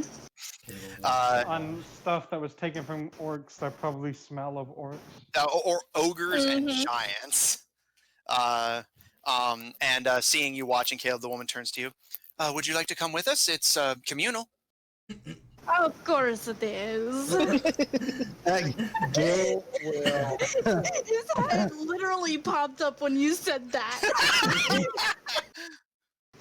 I was like, Caleb's gonna watch. Well, I was like, Gil, knowing he's on her shit list, will actually wait. What a gentleman. Yeah, how gentlemanly of you. We're already this far, Gil. Come on. There's Dobby. And seeing all of you heading for the bath, Sheen gives a salute and nods to you, Carol. I'm guessing all the walking in the plains got you pretty dehydrated, eh? Yes. He flashes you a smile. Well, be sure to come see me once you're cleaned off. And he gives you a wink before turning on his heel and calling over his shoulder as he starts heading out. Make sure to take care of them, my lady. And the woman, Lucian from behind her, you can see her immediately kind of lurch and start blushing again. Of course! Well, with since that- Lucian said, he's gonna go to the bath with him. Okay. I'm gonna regret this. Jean From exits the the building. sky. Zephyr, as the only one who hasn't specified, I believe, are you going to grab a bath before heading to bed as well? No. Alright. Zephyr So- will not. Lizard just gonna- boy don't care. Yeah, so you're just going to wait for now? Zephyr, either wait or if you can, go to his room. Well, it's already been paid for, and it seems to be just big communal areas, so yeah, you can head upstairs. What the fuck is that noise? Do you know who's it's coming from? Oh This? no, it was my aunt. I just heard a random beeping noise. I was like, what the? All right.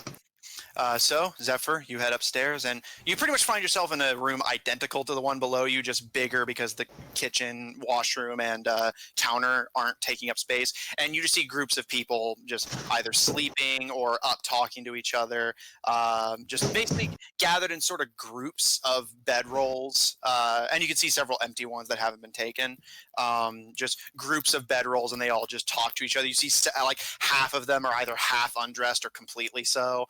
But everyone seems comfortable and relaxed and at ease with each other. Lucian Very looks so natural uncomfortable. area. Lucian Apparently looks a very- so uncomfortable. This town is apparently very natural. I mean, it's just kind of a Lucian looks cultural very thing with Sun uncomfortable. Dragons in general. Is like, I mean, you guys saw how their queen acted at the party. You thought she came from Yeah. a land of stuck-up people. No. They just like it au natural. Mm. So I guess I'm gonna head to the bath. All right. So, for those of you taking the bath, this husky woman leads you down a hall that has 2 doors on either side, taking you into the rightmost one. You find yourself back outside, actually, but in a fenced-off area with a large boulder sitting sort of artificially separating a massive visibly steaming and warm hot spring. So Lucian with just is like, oh, that looks so good. the boulder in the center will offer some of you relative privacy if you choose to be on the opposite side from your party. However, it's big, but it's not massive, so you would still be able to talk to each other. But that's the only shielding visually this place is going to give you. Lucian just kind of like tugs at her shirt and just like. The woman turns to you and gives a smile. Would you like me to call some people to wash you, or are you going to take care of that yourself? I kind of. Her face turns beet red. No, I can handle myself. I appreciate that. She gives a smile and rubs your shoulder. It's okay. We're not gonna do anything that'll make you uncomfortable. Just offering. How deep are the springs? Looking at them, it appears just deep enough to where you could go completely underwater if you like dove, but you would still like if you just sat in it, you would probably be about up to like just above your stomach. Oh, great. Where do we put our clothes? I've never done this before, not in a communal place at least. The woman gives you a bow and a smile. Just get undressed to your comfort level, and I'll make sure your clothes are safely tucked away until you're finished. If it's all the same, I could probably, keep it, nearby, so when I'm done, I can, just put it back on. She gives you a smile. Of course. I'm not going to take them away from you. But would you like them washed while you're cleaning yourself off? Do you have a little sack that I can borrow? She kind of puts a hand to her chin in thought before giving it on. Take me a few minutes to grab it, but of course. Yeah, I lost my things, and I need to put the little things that I have left, at least in a little, bag. She gives a nod. Of course. It's becoming like the other campaign. It's more just circumstance of the Sundragon culture. All right. So she gives you a bow. Does anyone else need anything, or can I leave you all to it? I'm good, and he's gonna jump into the hot spring. Are you not gonna get undressed? Or he's gonna wash his clothes somehow. Yeah. Okay. College student logic. Wait, what did you say, Matthew? College student logic. Right. Once he's in, he's gonna take it off, but he'll wash it while he's in there. Fair enough. Right. Lucian just kind of looks around, and she's tugging at her clothes, and she's like, "Okay, I guess I can do this." And begrudgingly starts to peel off clothes. And Gil's gonna watch. Of course he is. Of course he is. Caleb has no reaction to this. Okay. So Caleb and Kara, what are the two of you doing? Oh, Caleb's just like, well, I guess there's no point in beating around the bush. He's gonna try to find where he wants to get in the first place. Yeah. And like I said, there is with the boulder, you could essentially sit opposite the group and still be within earshot of them, but be visually in private. I assume it's one of those things where you can walk around the whole area. Yeah. It's just this fenced-in area outside surrounding this hot spring. So Does she come back with a bag so I can put like my paper and yes, my coins and whatever I have? yeah, it takes a few minutes, but and she does indeed return with a somewhat weathered-looking potato sack, and you can see a couple holes in it. But she kind of gives you a smile. It's all I could procure on short notice, but hopefully this serves your need. And I kind of really appreciate it more than you know. she gives you a smile, and seeing you half undressed and very uncomfortable looking, she kind of gives you a smile and says, "It's not the kind of thing we usually offer, but I can tell you're really not at ease with the way we do things here." And she kind of looks around and kind of brings you in close so that she can whisper to you. You can use my washroom if it make you feel more comfortable. Um, I kind of put my hand on her shoulder and smile. I think I'll be okay. I just I don't want to seem ungrateful. She shakes her head. Not at all. This is just how most of the people around here are most comfortable, but we don't get a lot of travelers this deep into the plains, so not used to catering people who are a bit more prudish. She kind of gives a nervous chuckle. Well, and just kind of takes off the remaining of her clothes and awkwardly like holds them like, what do I do with these? She smiles and holds out her hands. I'll make sure they're in a safe place so you can still get to them. Are you sure they're really dirty? I don't want you to get your hands dirty. She kind of gives you a grin. I run an inn and bathhouse, darling. I'm not unused to getting my hands dirty. Okay, I give her my clothes. I was gonna say, Gil's gonna say, would you like me to clean those for you? She shakes her head. I'm afraid that would compromise the relationship between the person providing the service and the person receiving it. I'll make sure they're washed. Thank you, though.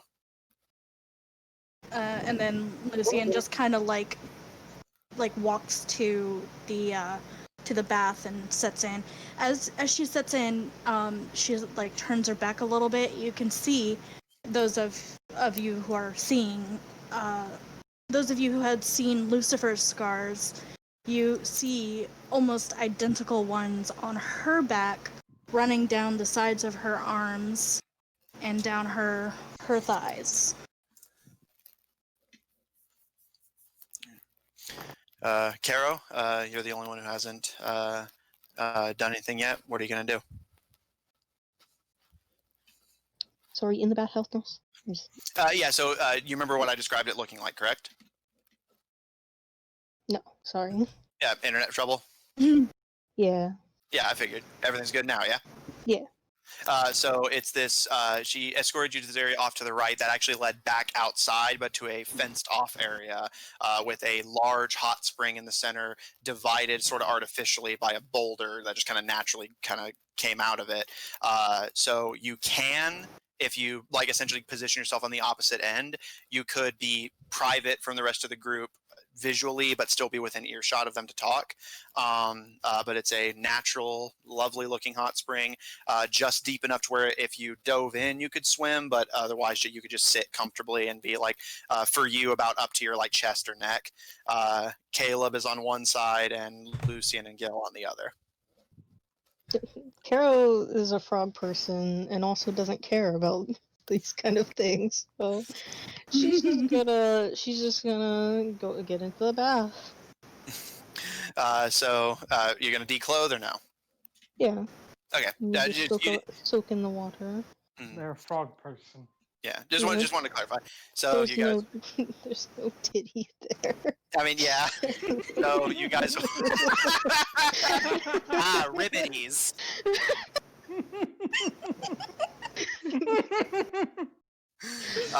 So you guys watch as Nothing dangling on a frog. yeah. No. So you guys watch as finally Caro undresses and just goes full like soothed under the warm water, and you watch as their skin visually is like starting to rehydrate. I just kind of like stand there, like not knowing what to do. Yeah, this culture is basically as different from Wicked as you can feasibly get. I know. Lucian is just like, she doesn't want to seem like a spoiled brat or anything, but like she's so uncomfortable. As now with all of you Surrounded in, by frog people and 2 guys. you all watch as the woman gathers up the clothes from those of you who chose to disrobe and takes them back into the Caleb building. will also disrobe once he finds the spot he wants to get in. Yeah. So, again, you guys are being given privacy for as relative as it can get around here. And as again, it's the middle of the night, kind of a party town, so everyone's just kind of out and about doing their own thing. So it's not really. This isn't the time of day for this town where people would be bathing. So everyone's either inside, where Zephyr is, just kind of chatting, or out carousing.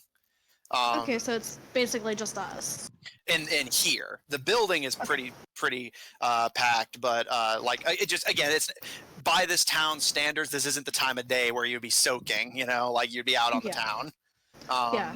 Okay, This is probably that a morning uses bathers, even. that eases things a little. Yeah, just that's why I Lucian will mentioned you just guys start could the sit places that would give process. you privacy. Yeah. So does anyone have anything, including you, Zephyr, as you just kind of chill in the top on the top floor?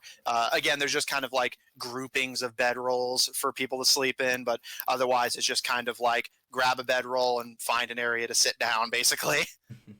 I'll swim over to Caro and just kind of like, They're a frog person. are you? Is this okay for you? Yes, why? She looks distraught. Like the most uncomfortable a person can be. This is a lot different than what I am used to. Hmm. But I had a question for you.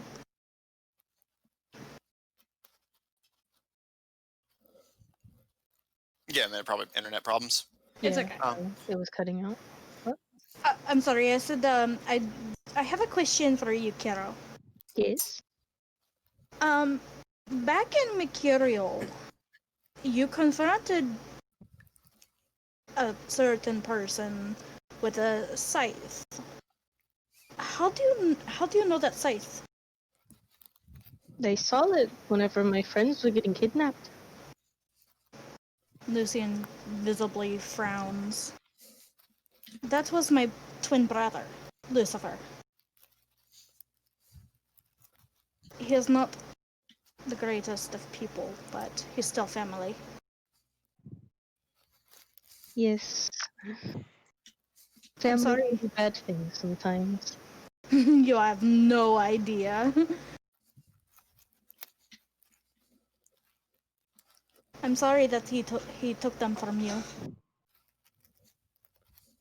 It's not your fault. You don't need to apologize for him.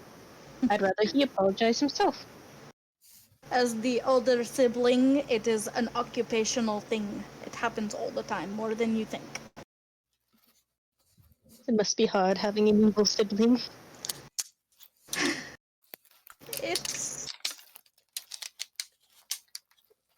tiring, but I still love him very much. And One day he'll change.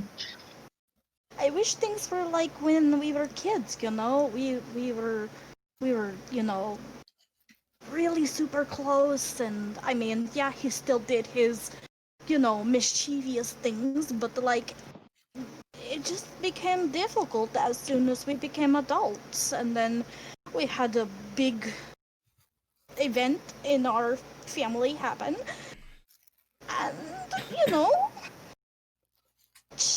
shit happens, I guess. Yes. I guess a way to look at it is, you know the ocean, right? Yes. The waves will push and pull. They're leaving you now, but they'll come back. I hope that's true. I love my brother more than I can probably say. He's all I have left. He's the last of my family. And as I know, I'm all he has except for his boyfriend, which I do not approve of. He's that dick, Watson. Ah, Yeah, yes. yeah, that dick. Carol probably has no idea what that phrase means. Frogs don't have that. Also, side note, by the way, Caleb, were you saying something after I mentioned just kind of giving Zephyr an update on what was going on upstairs? The other thing I've said recently was that Caleb would also undress whenever he finds a spot he wants to get into the pool. Okay, I thought I heard you say something, but anyway, you two continue. I look back at Carol and just kind of lower my head a little. Is he looking at me? No. I'm afraid to look. I don't want him to look at me. You're okay. I'm really mad at him. I don't want him to look. Therefore, yeah, he's actually not looking. Yeah, I figured you would have said something if he was. All right.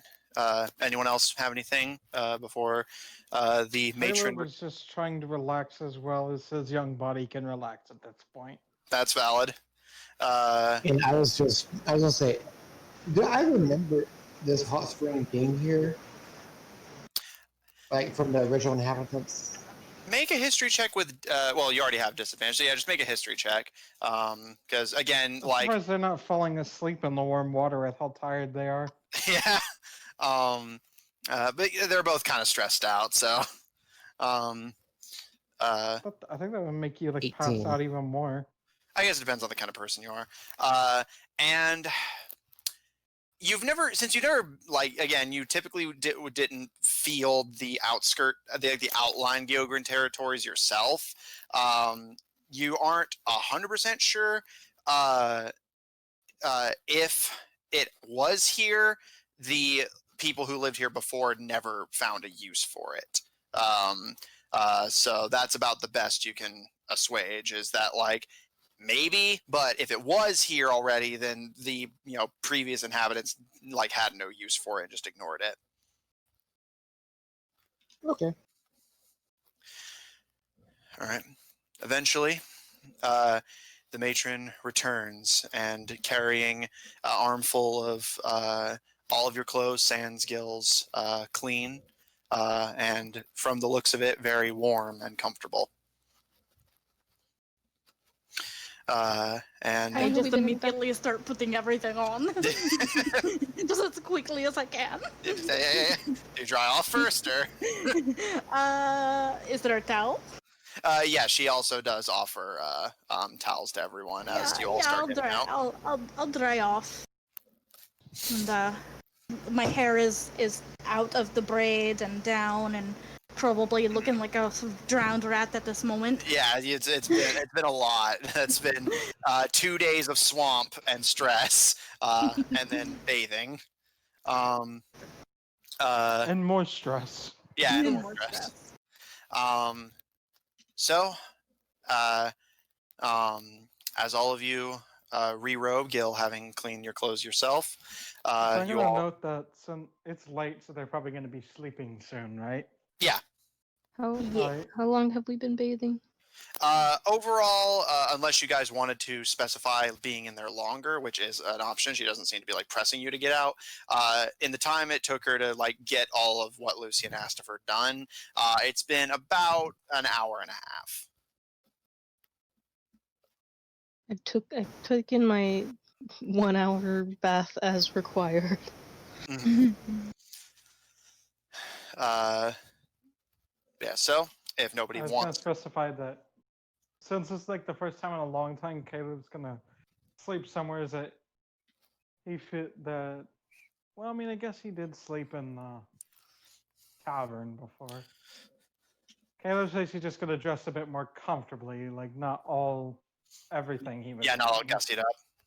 Yeah, All right. So, but he's gonna make sure to have that like what do you call it whenever it's like it's a hood, but it's also got like the end that's almost like a cape. Is that a robe? as a cloak. Yeah, It's a cloak. He makes sure to put his cloak on though still. Mm-hmm. All right. So all of you get out, dry off, and re-robe yourselves. Caleb dressed a bit more loosely. Caro very happy to be hydrated, and the matron gives a smile. Also, their All right. body temperature has rise significantly Mm-hmm. because they're Uh, cold-blooded, I assume. Amphibians are a mixture, I believe. They are. Yes. The woman gives a smile. All right, now if you'll all follow me, I'll get you all to upstairs where, thanks to your friend, and she kind of gives a blush, you'll have it to yourselves. Thank you. I'm so ready for sleep. She gives a smile. I'm sure you are. Follow me, follow me. And she turns, and the squat woman begins to lead you back into the building. As you all follow, she leads you upstairs. Zephyr, as you sit down and make yourself comfortable, you see the group coming upstairs led by the inn's matron, and she kind of kneels down and kind of taps one of the groups of people on the shoulder, and you can see all of you can see her kind of whispering something to them, but you can't hear what she's saying. And you see the guy looks kind of grumpy for a second before she continues, and he kind of brightens up and turns to his friend. All right, come on, fellas, tavern time. And all of his friends let out a cheer, and you see a few other people turning like, ooh, tavern.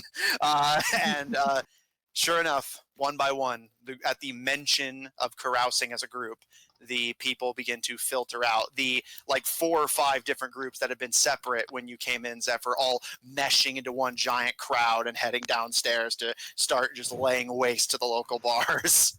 And the woman just smiles and does that clap of her hands as if like shaking dust off of them, satisfied with her work. And she gives a smile. She turns to the rest of you. You learn how these people think once you've worked here a while. Anyways, and she gestures, and this massive room, now emptied of everyone sans Zephyr, with bedrolls just littering the corners and walls. All this is yours until the platinum runs dry. I'll be just downstairs if you all need anything, or if it's the middle of the night and an emergency comes up, down the same hall to get to the bathhouse, take the door to the left, through the kitchen, door on the opposite side. Okay, thank you so much. I memorize what she says. Yeah, that's valid.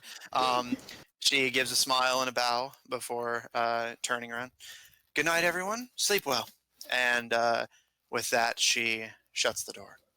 And as the door shuts, it just, Zephyr, you had you had noticed this as you had been in this room for a while already, but the rest of you, having just entered and just had the door shut, it just clicks that you notice this place doesn't have any unnatural, like the streets have like torches and lanterns, but you didn't take in that the room itself had no sources of lighting until she shut the door.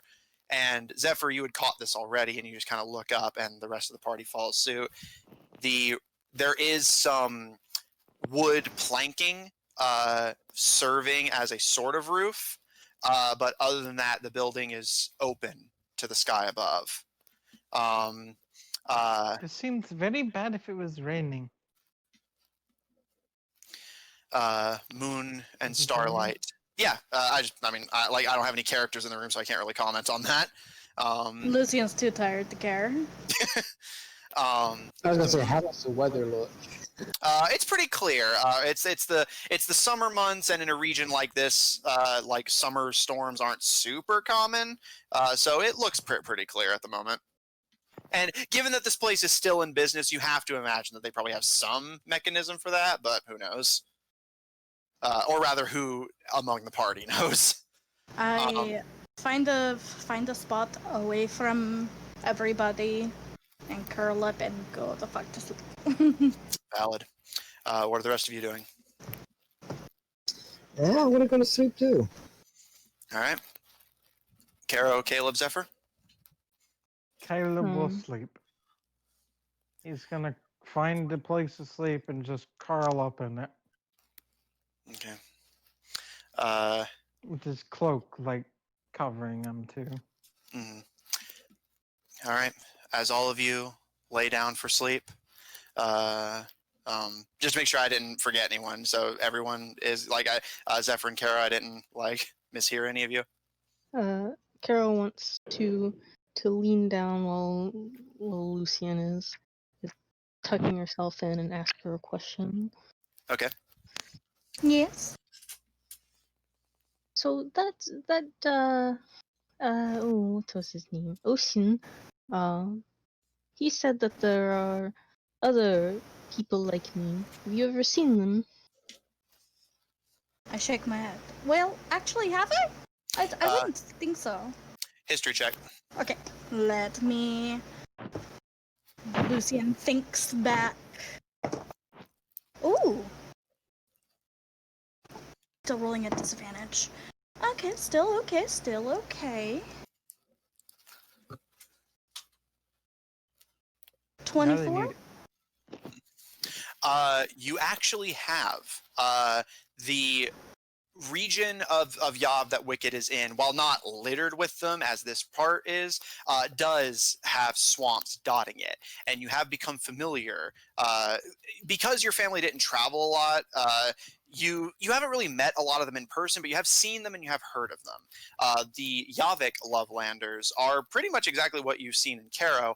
However, as you start thinking about it more consciously, it does click that the ones you've seen and the ones you've heard of are much smaller, almost half Caro size, if that. Okay. And a little weird question. Would have my father worked with any of these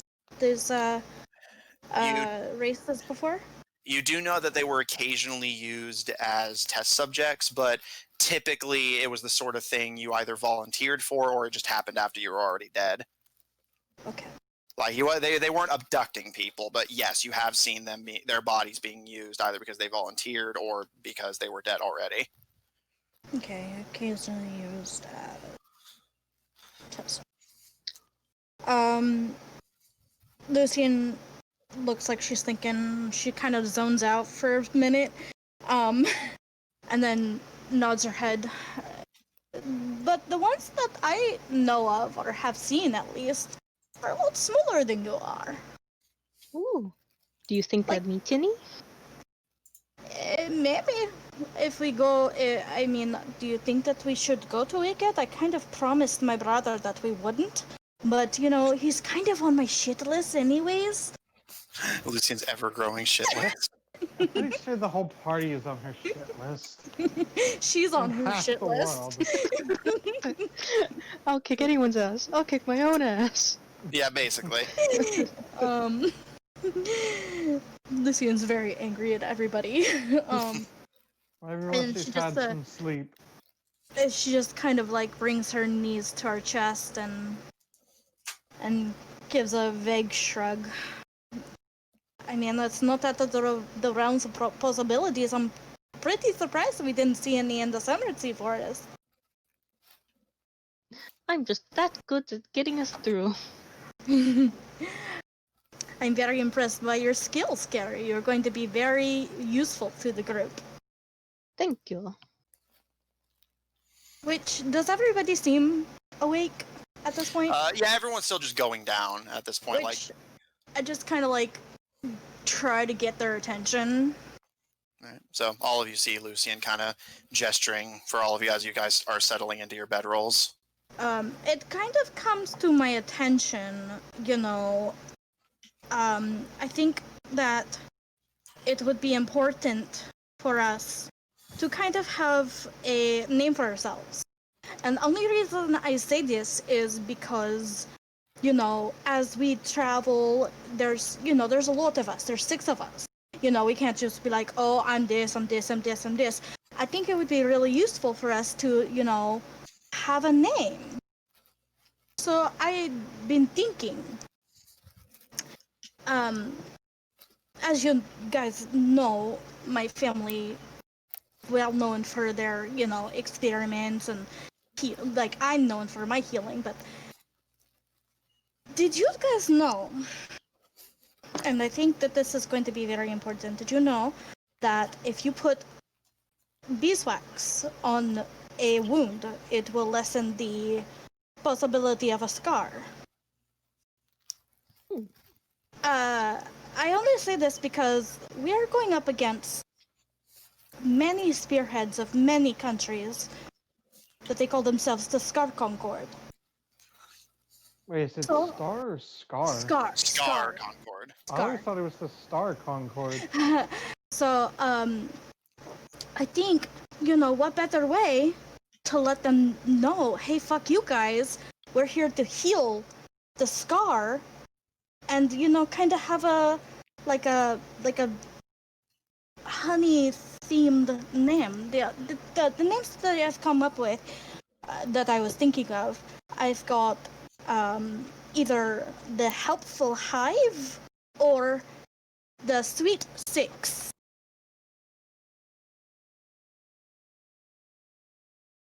Six. What do you guys think? Whenever Caleb heard the Sweet Six, he just snickers.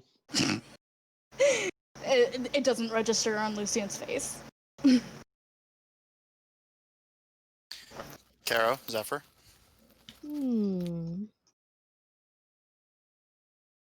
I like the Sweet Six. Caleb's just like, Alright, Gil's gonna look at Kiro. Yes, I am very aware of what it sounds like. Honestly, for a D&D party, that's actually like kind of like that's pretty normal. So yeah, it sounds about right. I don't get it. Sweet sex. If you You say were it laughing at it. if you say it fast enough, it sounds Caleb like didn't sweet even- sex. Caleb just thought it was a stupid name. It's like, I didn't even realize Pure it was heart like, Gamma Bass. And Zephyr, you've been quiet. Austin, buddy. Austin, are you there? rip, Rip. rip. Let me, You should have Zephyr paid asleep, he doesn't get a vote. Yeah, well, hang on. Before we go any further, let me make sure the I don't stream is really still care. up. I don't really care what Zephyr has to say anyway, so it's a sweet six it is. Caleb's just Yeah. like, I don't know about that. I don't even see why we really need a name. We barely even get along. Our I don't think enemies we have a really name. call Why it- can't we have a name? Our enemies have a name.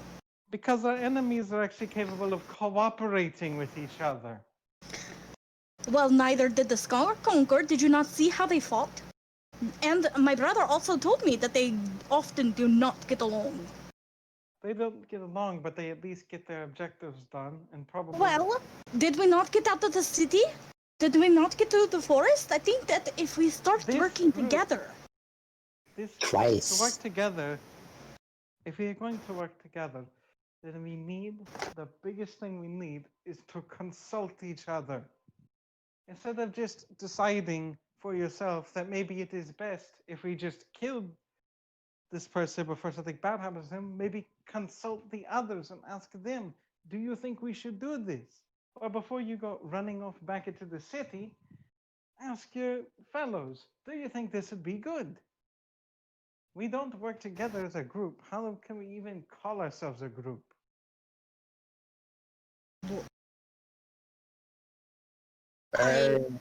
I know that I made a decision that I probably shouldn't have made. Well, actually, I shouldn't have made that decision. There's no probably about it. And if you maybe A if lot you of us- consulted the group, maybe we Well- could have told you it was a bad idea. Well, even if it wasn't a bad idea, it had to be done. It was going to happen either missing- way. You're missing the point. You didn't say anything to anyone. You just did it. You didn't ask anyone about what and just ruined everything for everyone. And the same goes for Gil, who goes running off back into the city and probably might have someone that we can't even see following us. So I assume Caleb saw some indication that he's invisible. Yeah, like yeah, I know you had seen him like just kind of like flashing in and out of sight whenever he feels like it. And Lucian just kind of makes that teeth sucking noise herself. We don't have, like, we don't hear random snickering in the room, do we? Caleb's No, just he's like, very good at hiding. Caleb's just like, the point is, it's not about whether it needed to be done or not. You didn't ask anyone. You didn't consult anyone about it. I'm not used to this, okay? I'm not saying that I am perfect. I am not a perfect person. This is I why tr- I'm pointing it out. If we are going to be a group with a group name, we need to act like a group. And Then I guess from now on that we do. I'm just saying from this point forward, I think that we should act like a group. And that means you, Caleb, and Zephyr need to stop being dickwads and, tell us things too. I'm not the only one, and Gil is not the only hang one. on, let me just double check, Matthew. Did Caleb hide anything? I believe so far Kayla's been generally very forthcoming. Although, She doesn't know. yeah, and she's made it clear she judges because of your family name. Zephyr, although yes, has been very overtly like doing his own thing and deciding what information is pertinent to the Yeah. group. And if you're here being your brother's keeper, you need to keep him in line. And she points viciously at Zephyr could do as he Zephyr. wishes. That was an order from the king. That's not being a I'm group, not listening though. to him anymore. Zephyr cannot just do as he wishes. If we all do what we wish, we're just not going to be a very good team, like you were saying. Caleb was basically just saying he doesn't actually care about the mission of keeping track of Zephyr anymore. Okay. Either the point being, Caleb, is that I think that we should start being honest with each other. And I think that is important. Excuse me. I think it is important that, going forward, we make the right choices together, like you said. I cannot change the past. I know what I did. Okay? You need to stop bringing that shit up. Bring it up as long as it's relevant. If it stops being relevant, then I won't have to bring it up anymore.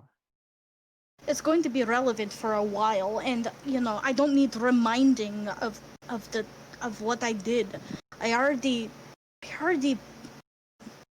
She just kind of turns her head and grits her teeth.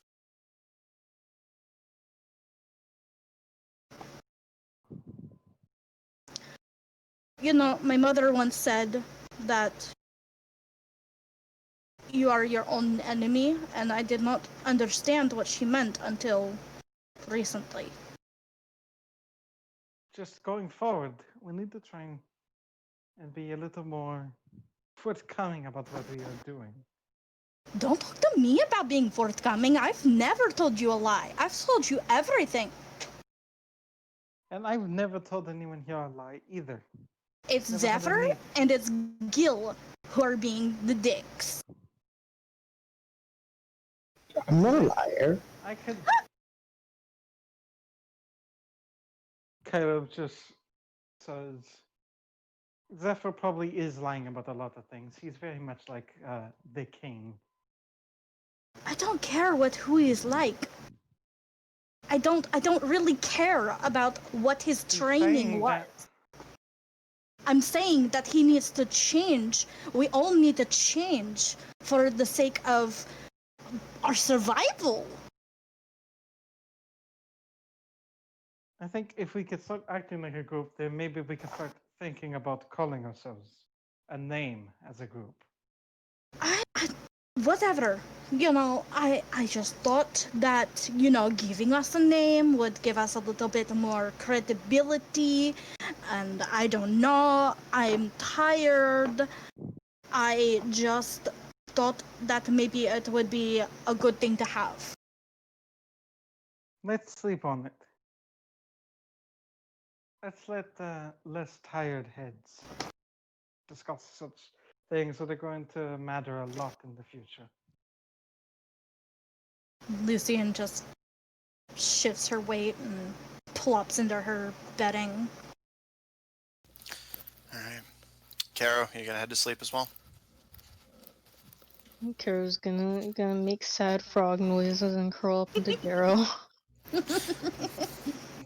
Garo just kind of Just- adjusts to allow you to lay better.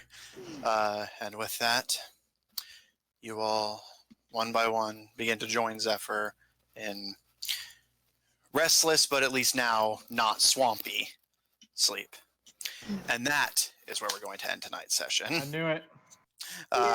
I mean, I just wanted to let that conversation play out, but I did promise we would stop at 1 at the latest. So, Well, it's later than 1. yeah. So So, this just means next week is our shopping episode. yeah, now we can get the shopping episode you guys wanted. Thanks everyone at home so much for watching. Thanks all of you so much for playing. I know we had a lot of technical difficulties and everyone was a little agitated as a result, but I hope everyone still had fun. If you enjoyed the show, please leave us a review at go to ratethispodcast.com/D5campaign2 and check out our website at officiald5hub.info. Our streamer is currently asleep at the moment, so you guys can enjoy that. But for now, the show itself concludes. How are we going to end the stream if our stream Austin will end it when he wakes up, I assume. Yeah. If we don't want somebody to wanna, continue being heard, then we should leave. Yeah. You guys have escaped Mercurial and the Summersea Forest, possibly being followed, possibly not. Found yourself in the Sundragon outlying town, not quite to the level of a city yet, of Agnan. And have found yourself in a very open, friendly culture of people that seem willing to put you guys up out of the goodness of their hearts. I like this place. You guys have bathed, Perfect for you. and you guys are sleeping. So, finally rested and finally relatively safe, the party goes down in preparation for tomorrow's shopping. Thanks all of you so much for watching. Thanks everyone so much for playing, and we'll see you all next week.